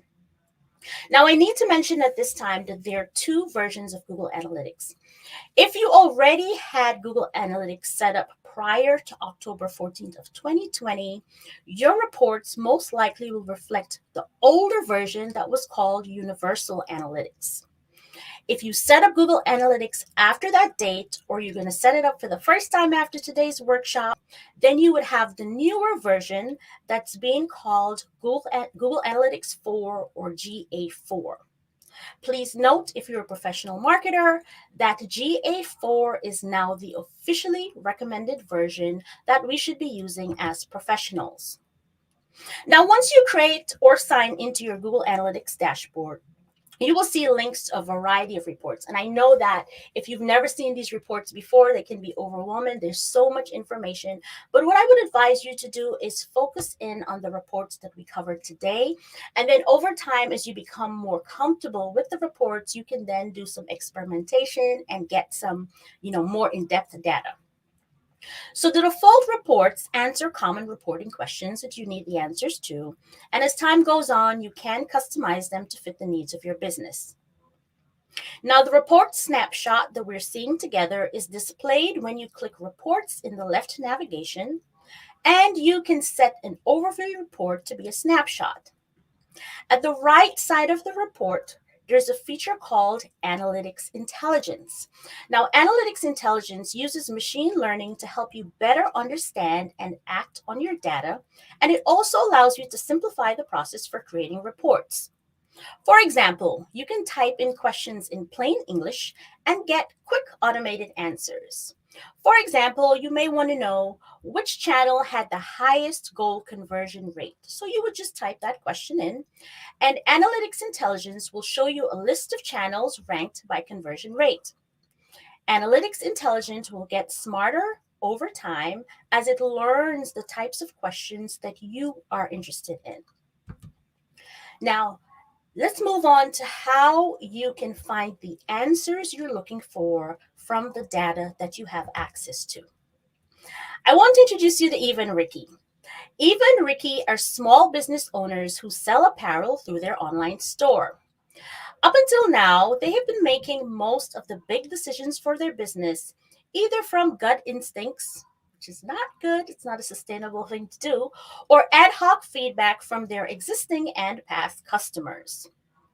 However, they have decided to set up Google Analytics to get a better understanding of what is really working and what's not working so well. So they want to take the guessing out of this, right? They want to be able to analyze the data and make informed decisions from what is actually going on.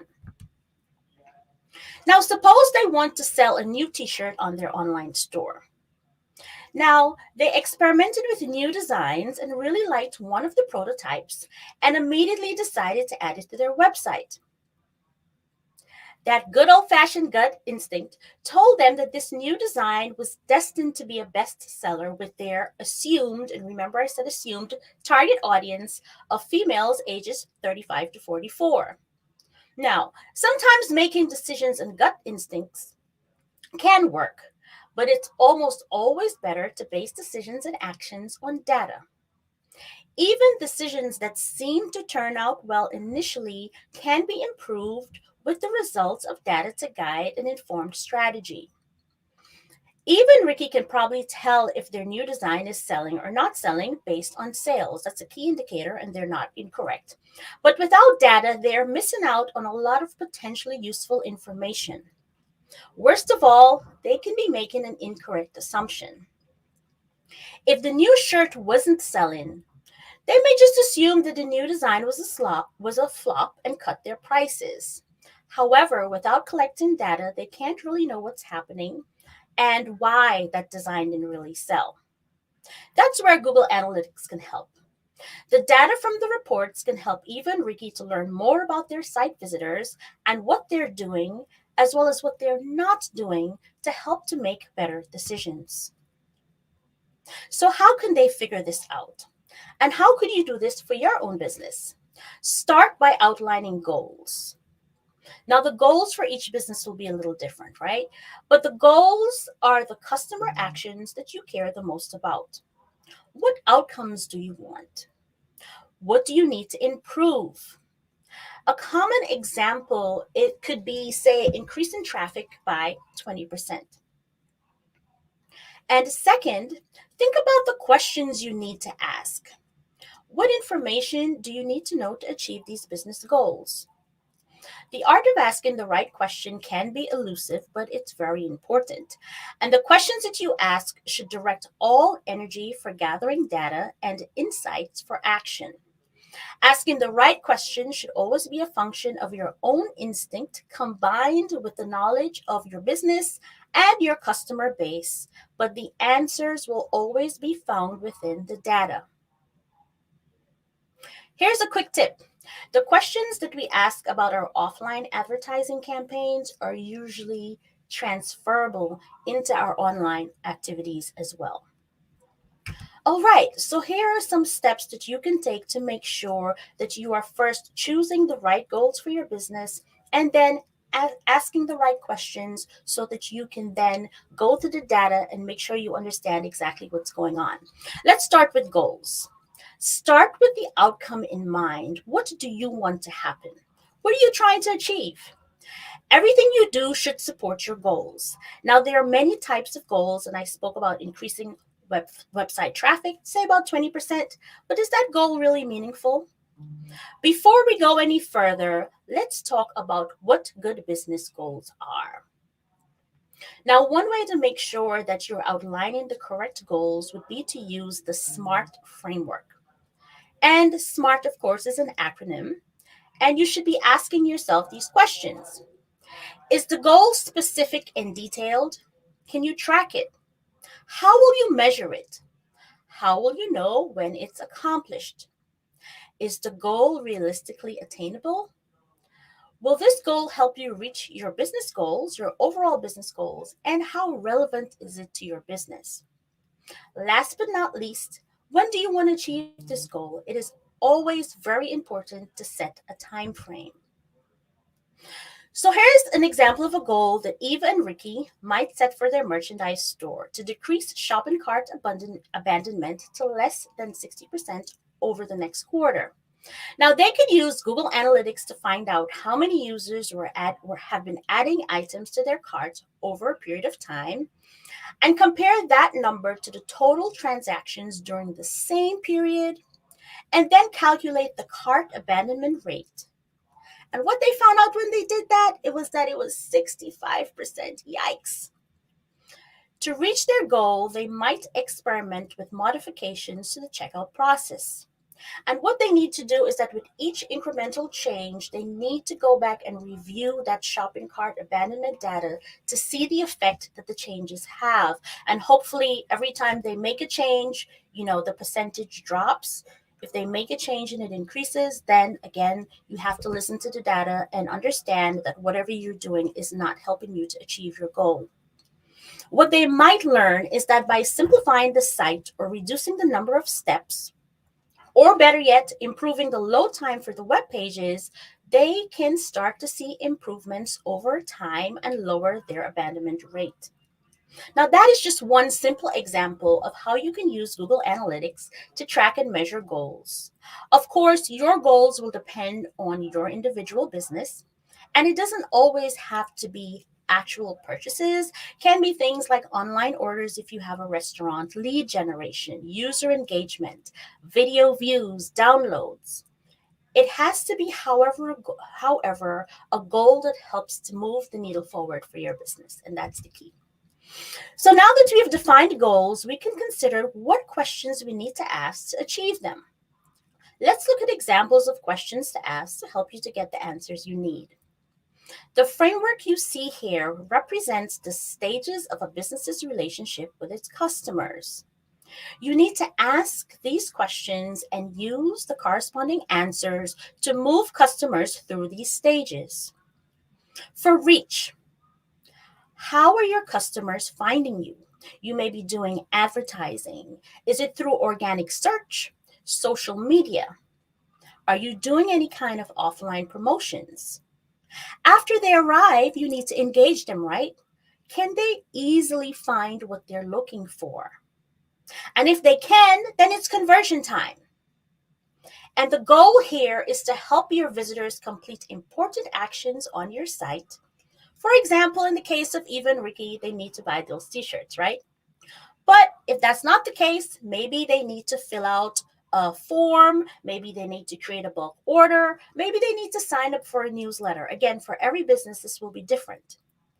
Ultimately, you want to sustain a long-term relationship with your customers. It is 7 times more expensive to attract new customers than it is to have your customers return, to become repeat buyers. And those kinds of customers also become, I would say, raving fans for your business and refer people like themselves to you. And, one of the ways that you can work on your sustained programs, some common things that people do are offering discounts for frequent buyers, reward programs, referral programs. Sometimes what we need to do is take off our small business owner hats and put on our customer hats and analyze how we are being targeted or marketed to by the brands that we support ourselves. Okay, again, if you set up Google Analytics before October 14th of last year, your reports will look a little different from the ones that I'm going to show you. So this is a list of the reports that you would be more familiar with. There were real-time reports, audience reports, acquisition reports, and behavior reports, and of course, your conversion reports. But let's take a look at some of the newer reports that are available in the newer version, which again is called Google Analytics 4. Starting with acquisition. These reports show data about how users arrive on your website or mobile app. Remember, this can also be used for mobile apps. And they can help you to develop an understanding of how users find your site. The reports include user acquisition and traffic acquisition. And the difference, users and new users, and that's one of the specific reports, will let you know in terms of the traffic, how many people are brand new to the site compared to how many people are returning. Traffic acquisition shows data about sessions, and the traffic dimensions like medium, referring to channels. So for example, is it CPC, which would mean it's an ad, or the source, is it social media that they came from? Did they come from a newsletter that you sent? Did you do a guest post somewhere? Was it a video download that somehow led them to the video? All of this information is extremely important because you really need to hone in, right, on the various things that you're doing that are actually giving you measurable results. Then there's the engagement report. These reports help you measure user interactions on your website or app. Engagement includes more than page views. For example, you can measure when users check an account balance, scroll down a page slowly, and what this slow scrolling indicates, they're actually reading the content on the page, which is great. You can also view product details or spend time on a product page, and you can also tell if they have watched an informational video. Engaged sessions, which we're seeing on the screen, are a collection of events the user triggers within a time frame. An engaged session is a session that either, you may want to jot this down, lasts 10 seconds or longer, had 1 or more conversion events, or had 2 or more page views. And that's important to know because you know that this is the kind of content that is allowing your site to be sticky, right? And when I say sticky, you guys know this means that people aren't just coming and leaving. They're actually spending time on the site. Now, if you have an e-commerce website or app, you'll probably use the monetization report. Very important for e-commerce. But in it simply, it tells you if people are buying your stuff or not. These let you measure purchases, ads, and subscription revenue, and lets you see how users interact with items, such as the products you sell, and measure the steps in the checkout funnel. Remember, your checkout funnel should be as simple as possible, no more than, I would say, 5 steps max, or else people get distracted. It happens to me many times. I'm checking out something, the phone rings or whatever happens, and then I get up and leave. It didn't mean that I didn't have the intention of purchasing, but because there were too many steps, it's taking a little longer, and that's how you have shopping cart abandonment. And these reports, of course, can help you understand consumer behavior and enhance your monetization strategy. Moving on to retention reports. These reports help you understand how frequently and for how long users engage with your website or mobile app, and this is after their first visit. In other words, are people coming back? And if they're coming back, how long are they spending? And what are these return visitors doing? Hopefully they're buying things or downloading things or subscribing to your newsletter. One thing to note about these reports is that it's a useful metric to consider, but the data in the reports should not be taken as absolute truth. And why? As we all know, technology is great, but sometimes there are wonky things happening. So you should, yes, rely on the data, but also look at other ways that you can kind of tie in exactly what's happening on your site. Last but not least, of course, there are demographic reports. The demographic topics helps you to classify your users by the usual demographic criteria. So that would be age, location, geography, gender, along with the interest they express through online browsing and purchase activities. Now, the reports include a couple interactive graphs, diagrams, and tables that help you to visualize the data easily. Okay, one last side note. As all of our online services, including Google Analytics, move away from cookies, demographic insights are becoming less reliable. So that's not so great. But true first-party data, which would be how people are navigating your site directly, not their demographics, modeled via other site behavior, is becoming more important. And of course, you can find all of this information in Google Analytics. All right, so tying things together. Using Google Analytics is a powerful tool by itself, but it has another advantage in that it can connect and communicate with other Google tools such as Google Ads. Now, this allows your Google Ad reports to benefit from the Google Analytics data if you choose to share it, and I highly recommend that you do. So why should you connect your analytics to your ads? And this is very common for people who have e-commerce types businesses. Here are 3 things that you should consider. First, you can learn what happens after users click on your ad. This helps you to better understand visitor behavior and specifically paid ad visitor behavior, because if you're paying for these people, you want to make sure that you're paying for the right people, right? Secondly, you can target specific users based on their previous behavior. This is a very effective marketing strategy. And so by linking your Google Analytics with your ads account, you can do things like define customer groups by their activity on your website. An example of this is that you can identify the audience who has put, say, 3 or more items in their cart, only to abandon it. Now, what you can do with this information? You can do something interesting like coming up with a temporary promotion that allows you to target only those people to actually get them to complete their purchases. And thirdly, you can better understand your paid traffic and if the keywords that you are using are actually converting. By linking your Google Ads and your Google Analytics, you'll learn if clicks on your ads translate to actual conversion. All right, so really quickly, to link Google Ads to Analytics, of course, you first have to have both accounts set up. And once they're set up, you will head over to the admin section of Analytics. And from there, click the product you want to connect under the property column. The process for each product will vary slightly, but they all involve inputting or selecting the account that you want to link to your Analytics account. Here's a pro tip. Be sure to register all of your Google products under the same Google account, because this usually makes linking that much easier. Okay, so we've covered a lot of information today in a really short time. So let's talk about what you should do next.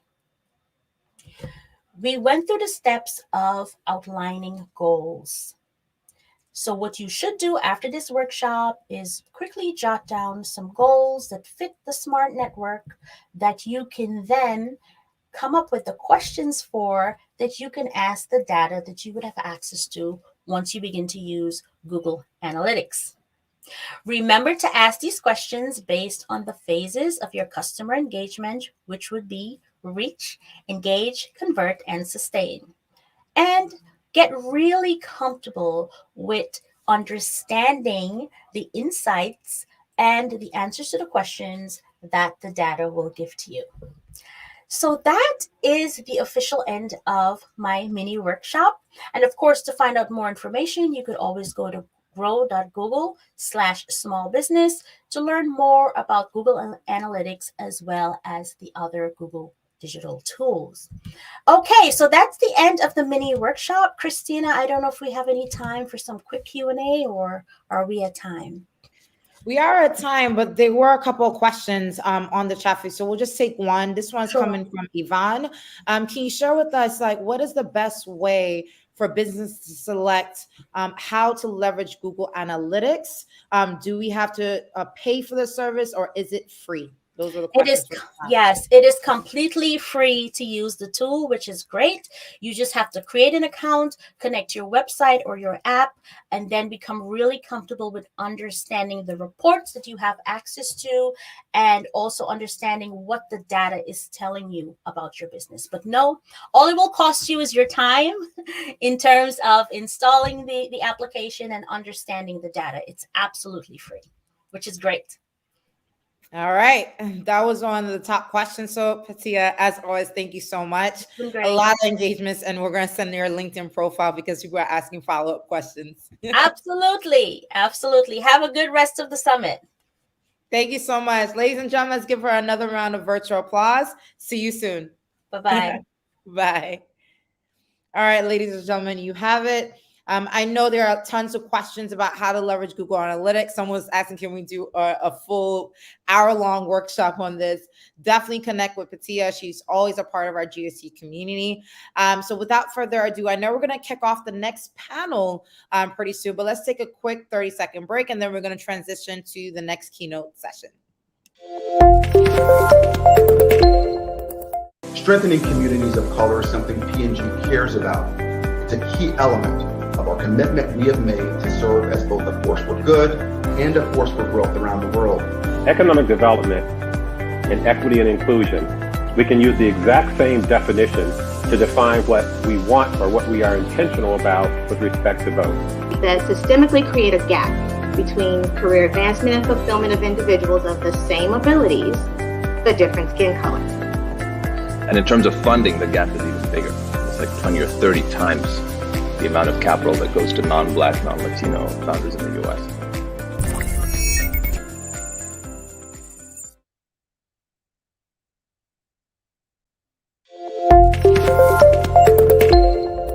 When you think about future work trends, and at the end of this program, I'll go over a deep dive on trends that's impacting the future work. Again, upskilling is going to be really, really important now. I think a lot of people are rethinking their career, rethinking their opportunities. And so this is another platform where you can learn not just how to use these tools for your own personal capacity, but really learn how to use them in a professional capacity. So for us at the YMCA, the way we think about youth empowerment is that a young person is, if they have all of the ability to have the confidence in themselves and have support around them, that they will be able to be the ones to change the world. Our mission, as I said, is to empower entrepreneurs to be more successful than they can be, and to realize their full potential. So we believe that the way to do that is to sharpen your skills for tomorrow's environment. The one thing I'd say is most importantly to make a decision, right? Make a decision that this year will be your best year yet.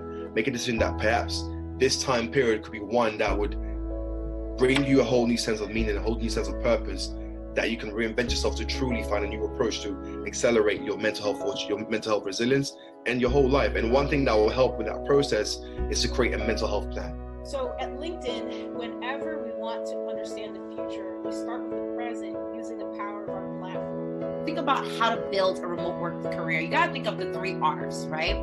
What are the requirements to be a remote worker? What resources are needed to be a remote worker? And what routine do you need to have to be a remote worker?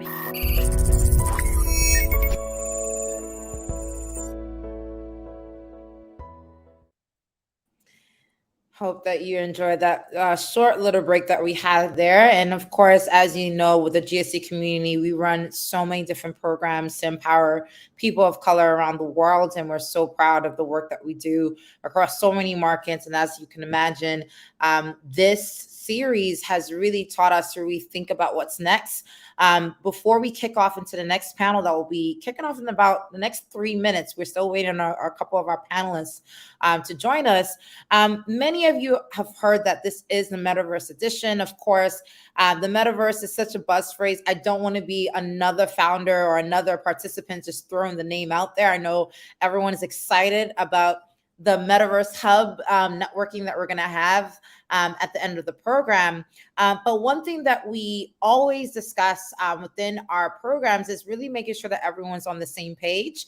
And I always express to individuals, just because you're not an expert doesn't mean that you can't look into what's happening within these exponential technologies and not tap into what's happening. And I think some of the top entrepreneurs we've been totally inspired by ones who weren't experts in the field. I don't think Elon Musk was an astronaut before he started building SpaceX, for example, right? And so I think it's really important that we as Black professionals really take the time to navigate what's happening, because it's moving very, very quickly. And we're actually on the precipice of another new wave. And so with that said, I did want to provide just a couple minutes remarks about what is the metaverse and how can Black professionals leverage the new digital age. And I'm saying this from a personal perspective as an entrepreneur who have been building programs using metaverse platforms, working with, metaverse experts and influencers.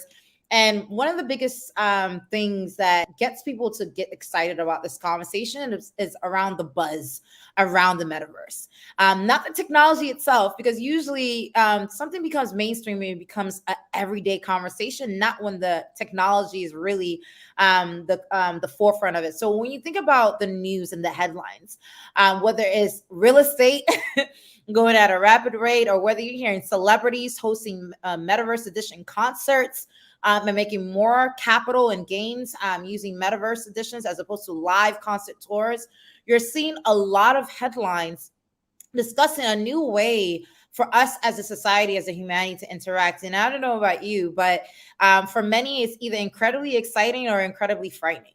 I obviously, as a tech enthusiast, I'm excited because, every couple of decades, we have an opportunity for humanity to advance and really tap into a new way to connect. And I always tell people, sometimes we need to take a step back when we hear the headlines. And, we've experienced evolution many times before, but I think sometimes we're very fickle. We're like goldfish, where we forget every 30 seconds, and we feel like something is very frightening and new. But change is hard, but change is constant and it's always happening. So when I think about, for those of you who were born prior to the 80s or so, I know people talk about Netscape. I'm not going to go down the rabbit hole of discussing the first version of the internet because I wasn't around at that time. But what I was around for is when, you used to hear that dial tone, AOL, and I know I'm kind of aging myself, even though I have a young face. But I remember what that looked like, to log into the internet and, see how to really connect with the world on a two-dimensional landscape. Fast forward to, probably less than a decade ago, where you have the sharing economy, where we're no longer just interacting on a two-dimensional wavelength. It's more platform-centric, more community-centric. You see the rise of Airbnb, Uber, social media, and I think many could have dialogues as to whether we're heading in the right direction or are we taking a couple of steps back. But when I think about where we're at, building these platform companies, I think everyone uses the word platform a lot now, right? Because how do you create an ecosystem that's very inclusive for people to interact? So right now we're entering another wave. And I tend to tell people, I feel like the metaverse is kind of like a collision of multiple technologies, where I feel like the artificial intelligence, the data that's bringing everything together, blockchain is the system that's powering it.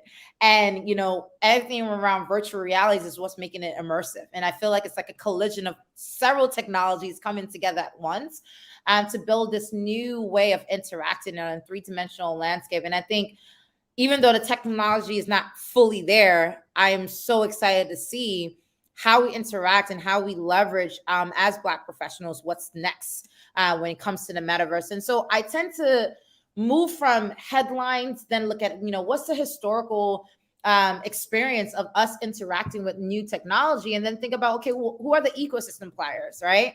Obviously, I do feel like, especially as an influencer who builds programs around these technologies, I feel like there's always a buzz phrase and a wave, right? I remember back in 2017 or 2018, rather, there was a big buzz around artificial intelligence, and every program out there was around AI.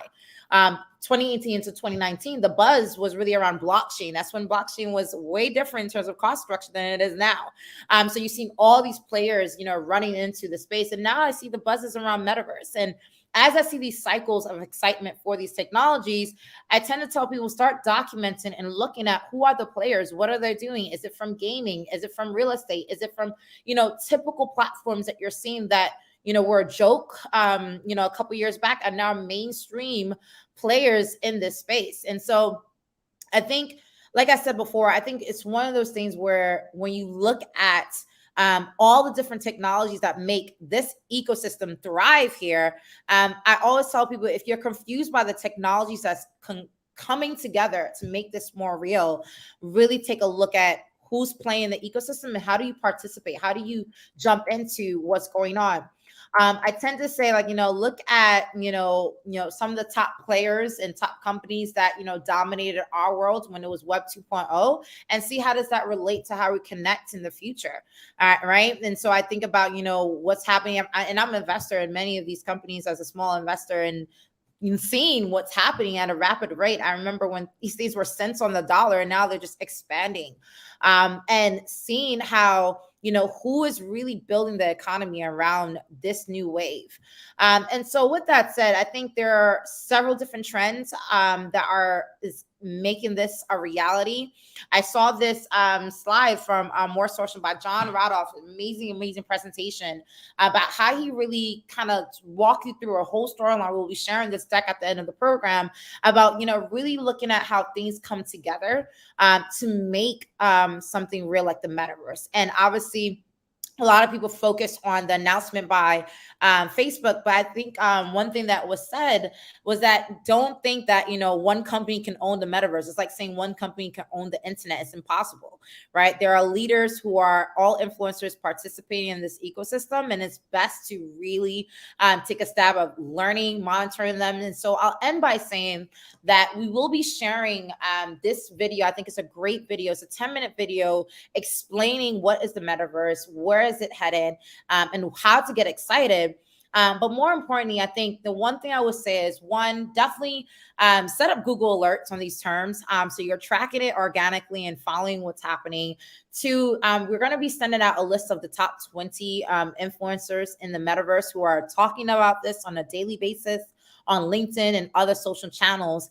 And third, last but not least, I want to end by saying that when you see these headlines, don't forget how far we've come as a society. We've been through transitions before, and this is just the part of the everyday evolution of society to make new leaps forward. And so with that said, hopefully you guys are excited for the next panel, because we have actual experts who's going to be talking about this, and actual influencers who are building and can talk about this new reality, how to live, work, and build in the metaverse. I know we're waiting for one more speaker to join us for the panel, but in the next 30 seconds, we're going to welcome this amazing panelist guest of influencers, moderated by the wonderful and beautiful Gia. She's the founder and CEO of Falcon X, XR analyst. I'm really excited to hear from her as she kick off this next panel. So with that said, let's get the countdown and get ready. I know this is a big time frame, and it's the last session of the summit. So I know no pressure on the next speakers coming on, but everyone's really excited for you guys to come on. So with that said, let's get the 30-second countdown and get excited for this session.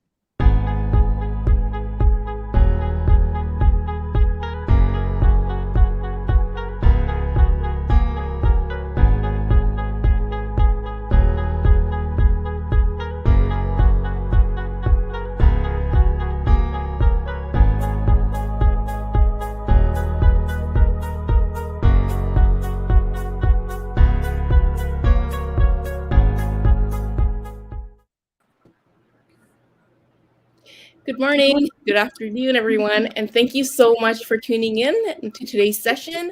Our topic of discussion today is on the metaverse, the new reality, how to live, work, and build in the metaverse. My name is Gia Mathieu, and I am the XR news writer for Inside.com. I write about the metaverse on a daily basis on a business newsletter. You can find more about me on inside.com/XR, and I'm also the CEO of FalconX and CryptoChicks Hatchery. And today we have a great group of experts joining our panel. First, we have Michael Potts, the owner of M2 Studio. It is an XR metaverse content agency. Jian Lim, co-founder and CEO of Being AI Limited. Bray Tucker, senior industry manager at Autodesk, and of course, Doug Jacobson, co-founder, Big Rock Creative. Thank you everyone for joining me today, and I'm very excited to start this panel. As you guys already know, the metaverse is the tech industry's biggest buzzword. Meta is investing around $10 billion into building the virtual world, and Bill Gates also announced just 2 months ago that in 2 years, we will be wearing VR headsets to collaborate with our team members.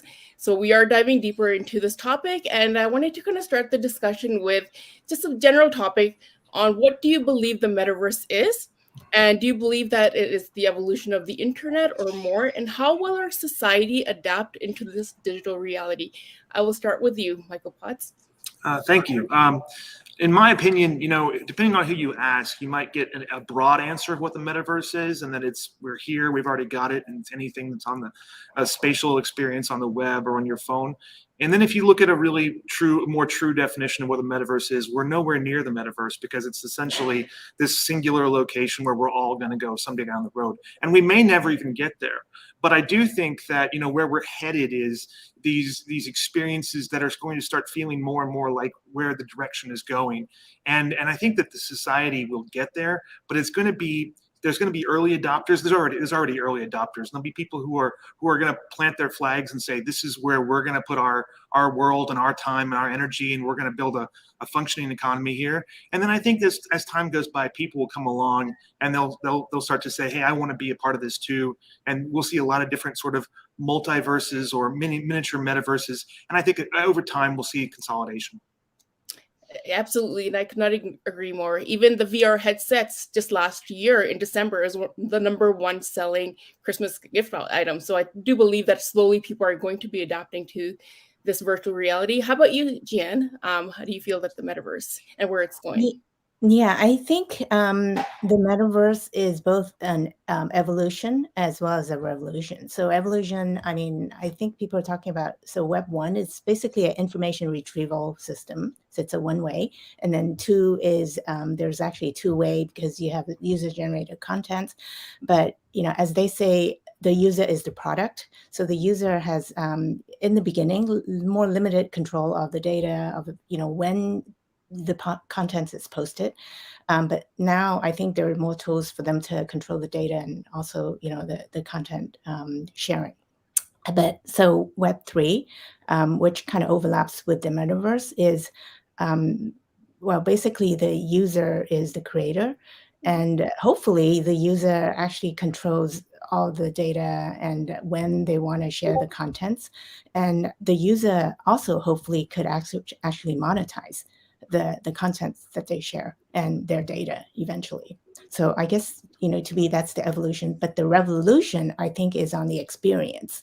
So if I think about it, so Web 1, for example, you're reading about a tree. Web 2, you're actually maybe sharing your experience of going to the redwoods, seeing trees, taking photos and sharing it. And then Web 3, you could actually be the tree. So instead of just hugging the tree and sharing that experience, you could be the tree and actually hug yourself, I guess.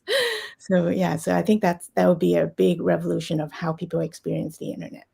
I love that definition and also the explanation. Yes, it's going to be more of a decentralized platform where users have more control over sharing their data. And how about you, Bray? How do you feel about this topic and the metaverse and where it's going? Yeah, so thanks so much for asking this question. My perspective is that the metaverse really doesn't exist yet. But I really like what Jian just highlighted, that it's also about a revolution. This is a huge moment for investment and opportunity, people to think about how they're going to contextualize their participation in metaverse development. One way that I like to frame it, if you go back to the origin of the term from Snow Crash and the sci-fi author Neil Stephenson, he was describing a metaverse where he was making the spoonerism of it's a meta topic and the universe. And so when we think about meta topics, we have lots of them that exist. We have metacognition, thinking about thinking, metadata, data on data. And when we say the metaverse, we should really be thinking about a digital layer on the universe. It's something that connects us back to reality. So it's not a virtual world. And I think that's a really big distinction to make, because virtual worlds have no scarcity. You can just keep making them. They can change. They can become larger. And it's nothing new. We've had virtual worlds for a very long time now. So Second Life came out over 20 years ago. I actually took a college course inside of Second Life. And so I think when you think about these concepts, a lot of people are just saying this is a metaverse thing. It's like, no, not really. It's a virtual world thing. And we've been making them for a long time, and we're really good at them. So I think when people think about what can we do to make the metaverse real, it's how do you connect it back to the reality of the world that we live in? So spatial computing, an extension of the internet that's respective of augmented reality technology stacks, things that are actually going to connect you back to real life. I think that's really the motivator that should really be the flag that people rally behind, and then actually make it real. Because I think that next wave of development could be really interesting for all of the concepts inside Web3, and then so much more for some of these really hard problems that we have not solved with coordinate issues with 3D geometry. So I'll leave it at that for me. Absolutely. And the fact that you brought up augmented reality and emerging technology, we're going to see a lot of different things happening in AR, VR, and also artificial intelligence. So thank you so much for your answer. And how about you, Doug? I'm going to hand over the virtual. Wow, I got to follow up all that. Okay. Well, I kind of look at it like a multiverse rather than the metaverse. A lot of people look at this through the lens of Ready Player One. And, I think that was like an IP dystopia to me. But what I don't want is, what I hope we don't do is create a zone where we're all finding new and fascinating ways to be slammed with advertising and marketing and commercialization. And I'm hoping that we made a virtual Burning Man, so we had to take the 10 principles of Burning Man, gifting society, decommodification, and convert them into a virtual space. And I'm hoping that we kind of keep a philosophy of something going, so that we don't create a Facebook-like because the level of ability to track your advertising, your pupil dilation, where your eyes are looking, how your body's reacting to things is a new level of creepy that I hope we don't go into. And I think that, it's all going to come down to glasses now. We're going to start seeing people no longer wearing glasses just for prescriptions, but now they're just going to be wearing them for data. Walking down the street, you're looking at the directions in your glasses. And that's sort of that interaction where the internet comes right onto your face. This is exactly sort of an alien reference that maybe that I don't mean to get that dark, but it will be a lot of fun. And I'm hoping that we pick the companies that really value our privacy, really don't need to track us that well, and really want and that we gift those companies. We're not the product, like other people said. So exactly. Those are great points. I actually read about a company last month. They're creating contact lenses, augmented reality contact lenses, where you don't really even need the VR headsets or the glasses. And they were awaiting FDA approval. So it'll be really interesting to see where technology actually goes. You had mentioned that, there's different use cases for the metaverse. A lot of people are buying virtual land. That's one. I wrote about Gucci starting an actual store on the Sandbox platform and upcoming metaverse fashion shows. What are some of the use cases for the metaverse outside from just gaming and play and even marketing and advertising? What do you guys think? Do you guys agree more with Bill Gates, where he says, hey, well, it's just a platform where we're going to be hosting meetings and collaborating with teammates? So what are your thoughts on this? I'll start with Gian. Yeah. Oh, anyone? Okay, so. Sure. Yeah, I mean, keeping it kind of relatively simple, I think the commercial applications are pretty obvious, and that, you'd have more real estate if there's physical intervention for marketing moments, where you can start to have, brands work together as someone's walking down a street. Blade Runner 2049 had a pretty interesting view of what things could look like if you had a really nice augmented reality overlay. But I also will echo Doug's comment. A lot of the examples that we have, like Ready Player One and Blade Runner, are very dystopian. So I don't know if those are exactly the things that we should try to bring into the real world. But the other applications in terms of how you activate space, real space, there's a lot of really interesting things there for architecture, commercial development. There's all these things where you can start to connect things that are hard to reach. So site-based problems where you're trying to connect people in a safe way. So I think those safety connections are like very, very interesting, but also really great for design because now you can iterate as things are changing in the real space, and you can bring that real world model into your digital model where you've got more control and you can iterate and simulate different designs. I think those types of applications are even broader than just architecture and engineering. Those really go into like the human body as well. If you're looking at trying to do like a heart replacement, or you're looking at prosthetics. They're really interesting things if you had a scan of a very complex and dynamic shape where you could do more geometric work with that digitally and very safely. So those are the ones that really get me excited because it's just a totally new, fresh way of thinking about a design process. That's amazing. Yep. And of course, healthcare applications, as you mentioned as well, too. Oh, yeah. That's education, right? Like for universities as well, too, start incorporating that. Any thoughts on this, Doug? We've been exploring this a lot, thinking about this, and maybe it's more like a virtual space conversation, but than a metaverse conversation. But we have found that museums in an immersive museum is super powerful in the virtual reality space, at least. We found that we're working on a project called Brianna's Garden about Breonna Taylor, and it's sort of a really great way to, we're going to do that at South by Southwest. And I think that's a really powerful way to immerse yourself in a topic, to recreate history, to go back to what it was like standing on a street corner, maybe in the 1800s, or to dramatize an actual historical event.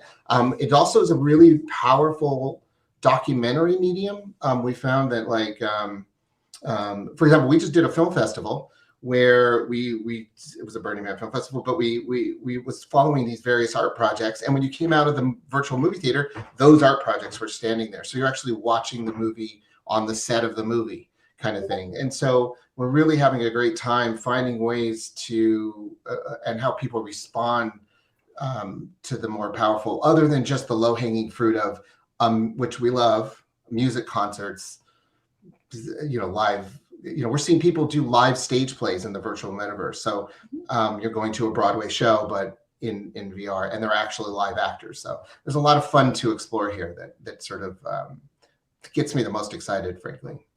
Definitely. And how about yourself, Gian? What's the most exciting aspect of metaverse applications for you?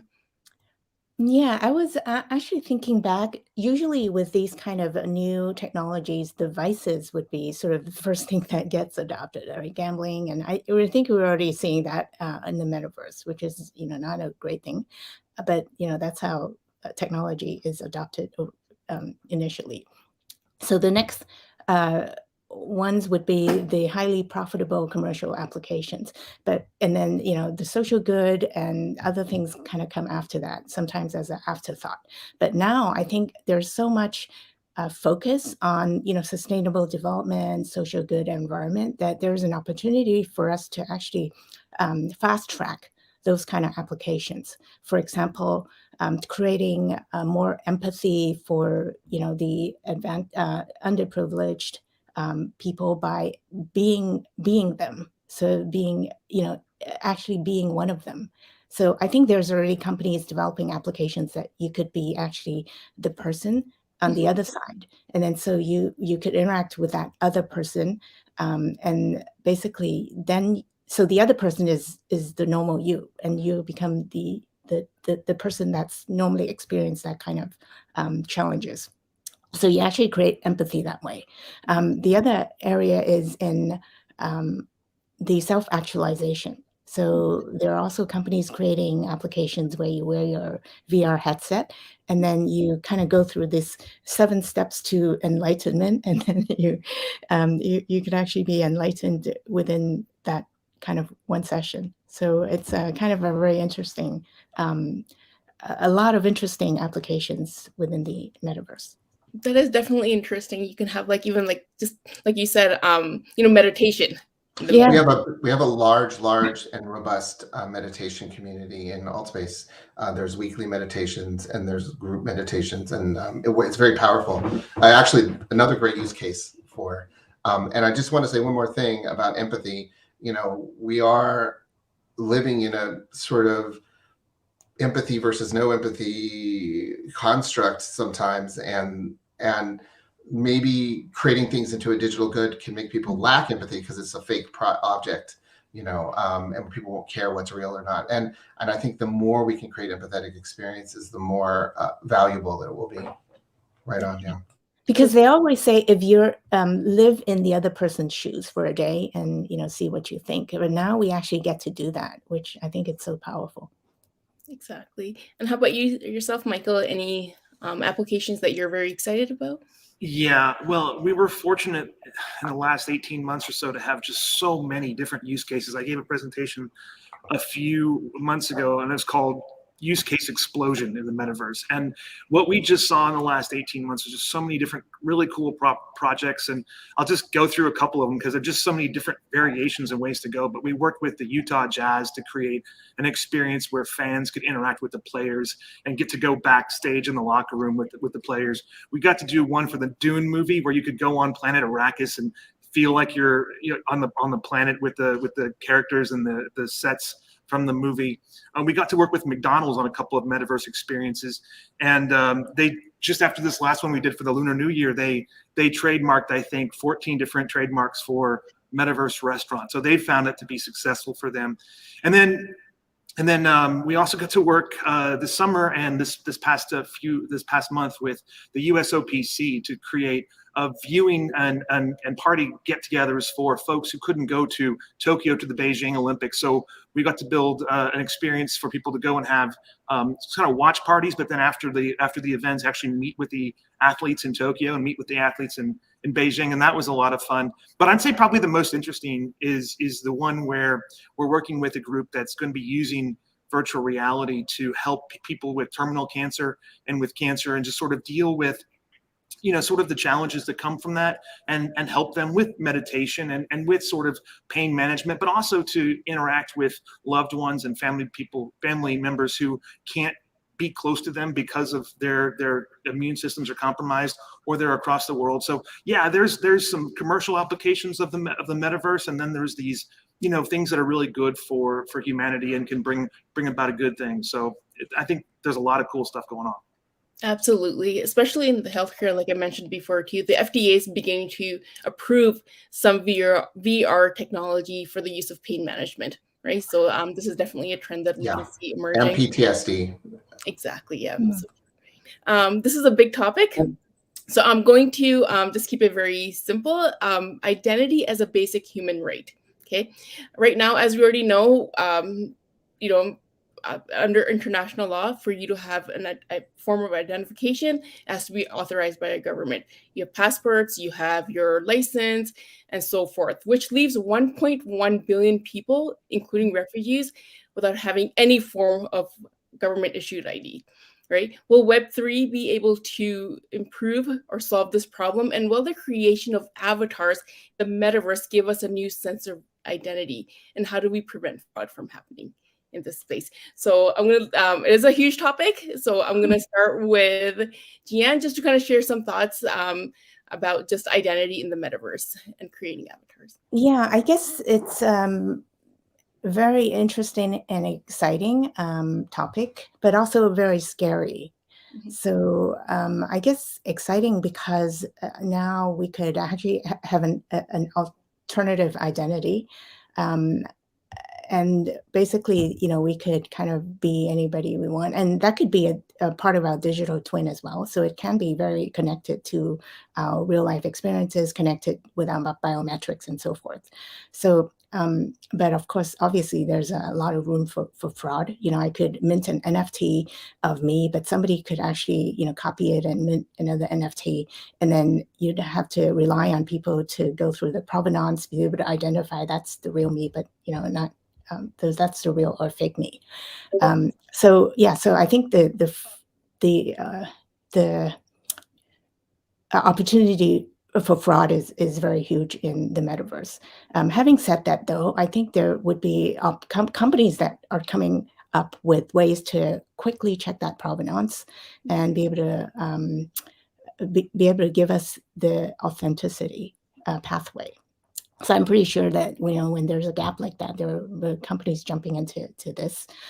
So the other thing is, I think the opportunity offered by the decentralized blockchain structure that allows us to trace everything. So, if there are companies that offer a faster path to track all that, then it's actually a more secure way to identify our, who we actually are than the Web 2.0. Definitely. Any thoughts on this, Doug, on your end? Oh boy, I don't know if this is going to solve your federated identity issue that you're talking about with refugees, but once you add in an avatar element to people, it gives them the ability to be somebody else in a fraud way, but also in a colorblind way, all kinds of ways. And that allows people to become friends with people's consciousness rather than their visual. And I think there's something really great about that.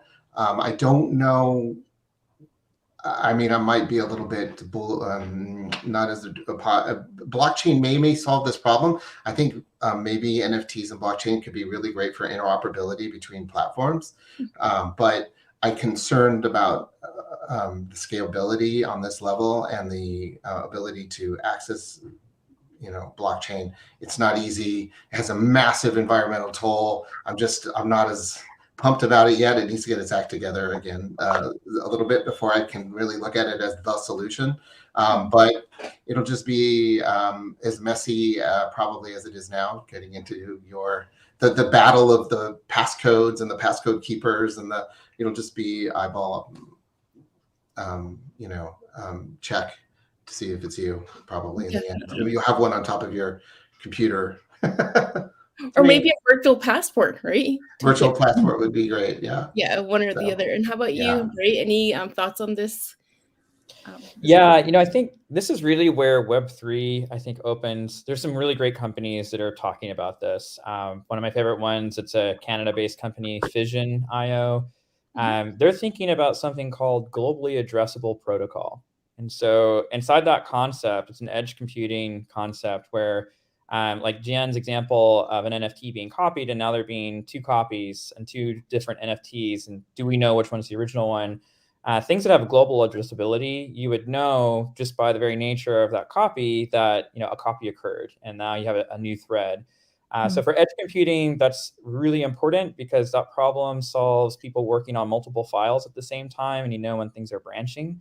But what's really interesting about that for identity is I think we get to this age-old question in democracy, which is, do we give up individual freedom for the benefits of a group dynamic? And ever since the original conjuring of democracy, we've been really bad at being fair for a broader group dynamic. I think there's always been bias, whether registered or unregistered. And I think these problems, when we think about them, technology might be able to save some of those things. But I think in terms of making it fair, like that 1.1 billion that you mentioned that do not have access to just any kind of government identity, if we put a technology barrier in there, that number will probably grow because now it's a finance barrier and a place of birth barrier. So I think those things become, they just continue to add to the dynamic of democracy problems that we still have that are yet to be proved out. And I think the things that can make that better, if we think about not one kind of walled garden with any of these metaverse concepts that we're trying to bring about for identity, where we have agnostic platforms that represent all worlds, all virtual identities, and that's kind of a flag that we rally behind first. It needs to be agnostic first, not preferential. Those are really hard from a technology perspective, and I think that's why some of the edge computing things in Web3, that's where I see hopefulness in that, because they're looking at it in a very unbiased way. Because in order for a file system to be decentralized and distributed, it's a core problem. It's like file identity. So if we were to take some of those lessons learned from there and try to bring that to human identity, I think that gets interesting. So long as we don't embed stuff in our body and really just like push forward this agenda of being transhumanist, There's a bunch of stuff in there that I think turns dark really quickly. Governments have not shown any kind of proof that they're going to be good with that amount of power. So having something that's done by the people for the people, that would definitely be a concept that we want to see in the tech as well. So yeah, I definitely this is a hot topic worthy of discussion. Everyone should be talking about it, learning about how these things work. That's definitely my standpoint right now. Exactly. And I think there's no right or wrong answer at this point. It's still something that we kind of have to wait until 10 years from now and see how it emerges. And how about yourself, Michael? Any thoughts on just digital identity in the metaverse? Yeah, I think everyone here spoke, and their points are all on point, exactly right. I will tell you a really quick little story that happened to me, kind of brought this home to me. A couple months ago, we had our first NFT drop of a metaverse space, and it was going to be on stage in a virtual reality experience, and I was all excited, and they brought us up, and they were doing the countdown, and right before they counted down, all of a sudden, an avatar showed up looking like Mark Zuckerberg. And I was like, wow, Mark Zuckerberg is coming to our NFT drop. That's incredible. This is so awesome. And I was really, he sounded like him. I'm like, this is incredible, but I guess it makes sense. And then maybe like, I don't know, a couple minutes later, Bill Gates showed up. And I'm like, oh my God, Bill Gates and Mark Zuckerberg are here at my NFT drop. I can't believe it. I feel so honored. And then when Jeff Bezos showed up, I realized something. It hit me. I'm like, oh, wait a minute. These aren't the real guys. This isn't the real thing. This is NFT, or this is avatar fraud. And it's clear, like, yes, we have to solve this, because celebrities and all of us, we don't want someone to impersonate us and then do things. So we have to find a solution for this. It's an important thing, and I had my first taste of it in December, and it was exciting, and then it was disappointing in a really short period of time. So. Well, that's one of the reasons we're seeing a lot of brands come into this area and file trademarks as well too. They want to protect their digital identity, right? Their brand identity as well too. I believe we're out of time. I know this is a big topic and we have so much more to say, but thank you so much, everybody, for joining today. I really enjoyed this panel and everyone's feedback. Is there anywhere that the audience can find you guys, just really quickly, like your Twitter or your websites? BigRockXR.com or Doug at BigRockXR.com. I'm at Braytucker everywhere, so easy to find. How about you, Michael? Yeah, if you look up Michael Potts or M2 Studio, and if you go to Spatial, you can see a lot of our environments on spatial.io. Yeah. For me, Jean at beingai.com, and then just the website, beingai.com. Awesome. Thank you, everybody, so much for tuning in, and we'll keep in touch with everybody. Thank you so much, and have a good day. Thank you so much. Thank you. Bye-bye. Thank you. Bye-bye. All right. Thank you so much. There you have it, ladies and gentlemen. Session 4, The New Reality, How to Live, Work, and Build in the Metaverse, where we had our dynamic speakers engage on this session. I know people are already asking for more time on these sessions, but of course, we will be sharing their LinkedIn handles for you to be able to engage and network with these influencers until next time. So with that said, I now want to move on to the final session of the day. I'm so excited to welcome our Startup Lab pitch presenter, who is the winner of the voting competition, Michael, who has a service called Octave, a digital solution company aimed at advancing digital education and services in Nigeria and Africa at large. Please give him a warm welcome as we welcome him to the stage to pitch and present his company. Michael, you are live. Thank you for joining us. I pass it over to you to present your company. Congrats. Yeah, thank you very much, Christine. And I really hope everyone can hear me. Apparently, I was having issues connecting. I think my device was kind of having some technical issues, but I have to use another device. So my slides are not on this device, but I think I shared it with Mr. Stania. Yes, that's it. Thank you very much. That was a lifesaver. All right, thank you once again for accepting me to come pitch a startup. And I think it's the second time I'm pitching Octave Corporations, and in the summit last edition, I was a semi-finalist, and now I'm here. So I'll just get onto it. Octave Corporations, that's the name of the startup. And Okay, can you go to the next slide? Yeah, so basically, to describe it, no, can you please go back? All right, fine.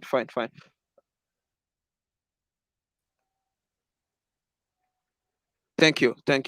So, Octave Corporations is a digital solutions company that's aimed at advancing digital education and services in Africa at large. Okay, of course, Nigeria being the target market for now, and our mission is to lead Nigeria into the world of pure digitization, making it become part of the top countries in digital technology and educating as many as possible by providing available, accessible, and affordable on-demand digital education.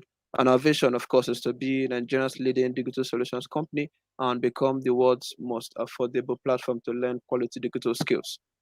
Can you go to the next slide, please?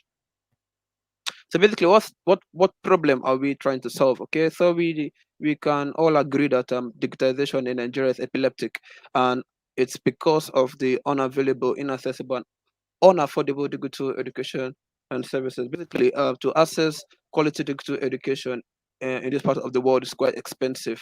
We have more poor persons than the rich, and digital education is way expensive, and we have this slow rate of digitization because of that reason. So, Active Corporation is there to provide available, accessible, and affordable on-demand digital education and services, and we're basically solving about 4 of these sustainable development goals, which are no poverty, quality education, industry infrastructure, and basically solving unemployment in general. All right, let's go to the next slide. That's me. My name is Michael Ojo. I'm still an undergraduate of University of Lagos, Nigeria, and I'm my final year studying chemical engineering. And I'm actually in my dorm right now. This is my room in school. We are basically on strike right now. Union is on strike. That's the university union. The government are trying to. I don't know. But then these are my skills. I'm a data analyst, also a data scientist, and digital marketer, Python developer, product manager, and all the other skills I've basically trained myself on. And that's my email address in case anyone wants to reach me. And that's my co-founder, a very good friend of mine. We grew up together, and then we always talked about owning a tech company. And now we are here. His name is Ibrahim Abdullahi. He is a graduate of computer science from Ahmadu Bello University, Zaria in Nigeria. He also has an advanced diploma in software engineering from Aptech. And also, he's also a Python developer, JavaScript database, web and app development, and also a cybersecurity guy. And this is just a small portion of our team members. We are now over 35 teams, and these are just the founding team members of Octave Corporations. And this is our old landing page. We have a new one. You can log on to octaveinc.org and you can see the development we've basically underwent. And our services is basically on-demand quality online courses like those of Coursera and Udemy and the likes. But we have way much more value to give out. Also, physical and virtual instructor-led digital skill training, organizational skill training, free physical and virtual internships. Our internships are free and paid for. We pay our interns. Okay, let's go to the next point. Okay, of course, to understand business performance, we need to monitor some KPIs, which includes the quality of courses, the learner satisfaction, and every other KPI metric that we use. But we have this roadmap to success, which is for the tutors, they basically select a subject, they build a curriculum and the content, and then they make quality lecture videos, quizzes, and assignments, and final projects for the students. Then we assess the quality assurance of the whole course, and then we upload it to our website.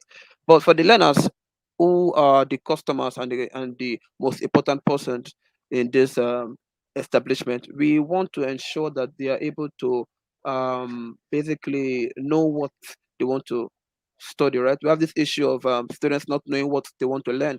So we kind of do a personality test first so that we can recommend the kind of courses they should take. So when we do that, they choose from the recommended courses, then we help them fit a schedule. And because there's also an issue of students having to not complete their online courses, we find a way of rewarding them to encourage them. So giving them this kind of, we're using the hook method, so that we can basically give them this habit of coming back. And then we give them the virtual internship. And this is our metaverse environment. Thank God that it's the metaverse edition. And I had introduced this in the last pitching. I'm going to do that again. So basically, we are using the Onyx University campus. And this is where our digital university is located. The digital university is supposed to be our long-term goal, but now it's here in less than a year. And we are using it for the digital university, where students that are enrolled will learn digital skills and then they become entrepreneurs upon graduation. So that's the metaverse environment. And our target audience is basically Nigeria. We're looking at 40% of Nigeria, who are basically students, individuals, and companies. And basically, we are sure that if we can cover this particular percentage, we're going to increase the digitalization of Nigeria by over 70%. Yeah. And basically, the capitals needed is basically 250 million, that's about $600,000. That's basically to run everything for about 2 years. All of these financials are in the proper business plan if need to be shared. And of course, we forecasted, of course, since we are data scientists, we know what we are doing. So we forecasted that basically, if we have all of this by 2024, we should worth over 200 billion naira, that's about $480 million. Yes, basically from sales of digital products and services. And our marketing strategy is basically use of social media, ads, TV, billboards, and of course, personalized marketing, right? We want to basically market in a way that people would want it. Also, like I said, we have a digital university where students enrolled will learn future of work skills and compulsorily become entrepreneurs upon graduation. So we are not producing graduates that would add to the problem of unemployment. Rather, they would be creating more jobs for the people of Africa. And basically, we want to have a city called Octave City, where we have all these form of Silicon Valley Asia features in that city. Thank you very much. Thank you very much. Amazing. Congrats again. And we're so proud of you for being the finalist for this year. And ladies and gentlemen, I know we're sharing links to Michael's platform. And of course, we'll be sending the email out to all participants about Octave and corporations. We look forward to seeing what happens next, Michael. It was an honor to have you at the program. Thank you so much. Yeah, thank you very much for having me. Thank you very much. All right. All right, ladies and gentlemen, you just saw his presentation. Of course, we will be sending an email invitation so you can follow up on what he's doing. You saw the call to action. He is capital raising, asking for capital support. And of course, if there's any way that you want to get involved with Octave Corporations, again, there are finalists for the summit program. Feel free to reach out to them, of course, in your own way. So now, as we conclude, I do want to send a heartfelt message that we are going to be transitioning to a network. Team, please share the link to the Metaverse Hub. You can start joining in as we speak. We're all going to network in the Metaverse, so pretty much you're able to join in.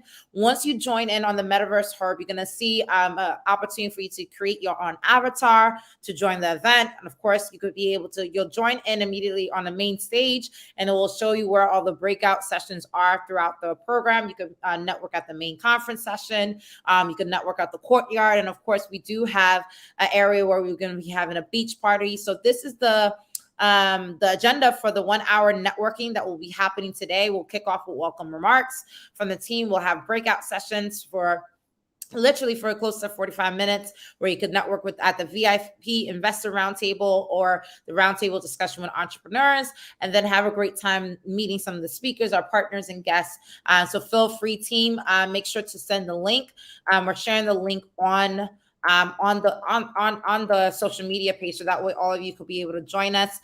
Please don't forget to join us on the Metaverse Hub. We're so excited to welcome all of you for that edition, because it's going to be really exciting to see many of you guys on the other side.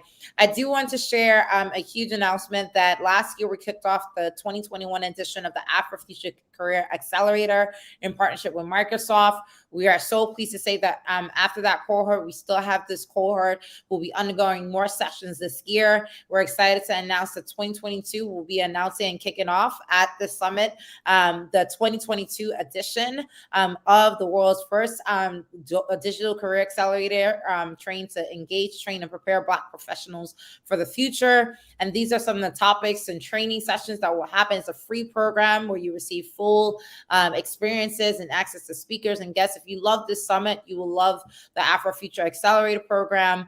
And of course, we will be announcing the dates for our next Afro Future Career Accelerator Career Fair that will be taking place in June 2022 as part of the Career Accelerator. So if you're a Black professional who wants to get into tech, want to work either across the United States or with our partner institutions around the world, feel free to apply to this program. I will be emailing about this session. And finally, on the Metaverse Hub, as a reminder, we are going to be having a personal finance and wealth bootcamp at the Metaverse Hub. So definitely log in if you want access to this personal finance and wealth bootcamp. We're going to be talking about investments, NFTs, all different types of finance and wealth strategies during this session.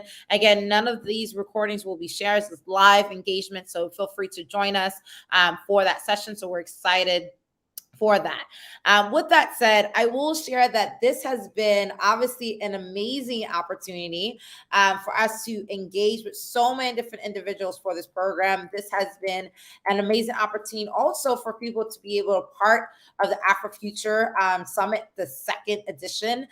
Something that we have been consistently talking about is how do we engage in the metaverse. I want to conclude by summarizing that during this edition of the Afro Future Summit, Metaverse Edition, we had a dynamic lineup of speakers from across different fields join us all day. Of course, many of you have joined us from social media channels and know about history of the Afro Future Summit that we kicked off during the decade.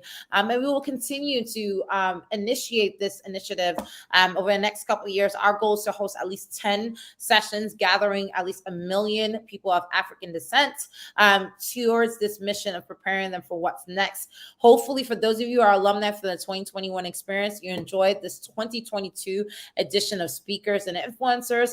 Again, this program is brought to you by the global startup ecosystem. We are well known across many different circles. A huge shout out also to our partner, Grow with Google, our spotlight sponsor, Meta, and of course, our gold partner, our Metaverse Times. You'll be hearing more about these companies later on. And of course, as you can imagine, because this is a free program, we want to send another huge shout out to our top partners who have shared this program within their community. And of course, a huge VIP acknowledgement to our VIP patrons who supported this program to make it free and accessible to all the participants during today's session. And last but not least, huge virtual round of applause to our amazing 2022 speakers of Afro Future Summit.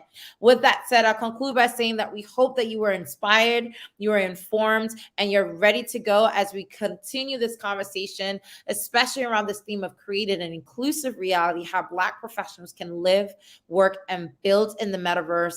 We hope that this was useful to you. We look forward to seeing you all on the other side. And don't forget to join us on the link so that way we can all share insights, testimonials, just have a great time and network for the next hour on the Metaverse Hub. As a reminder, the team is sharing the link right here live.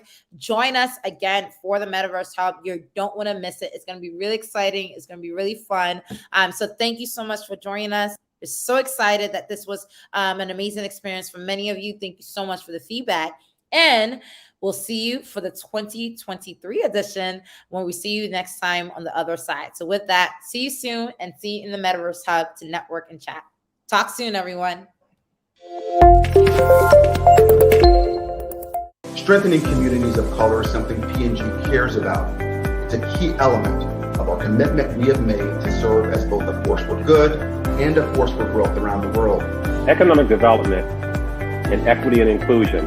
We can use the exact same definition to define what we want or what we are intentional about with respect to both. That systemically create a gap between career advancement and fulfillment of individuals of the same abilities, but different skin colors. And in terms of funding, the gap is even bigger. It's like 20 or 30 times the amount of capital that goes to non-Black, non-Latino founders in the US.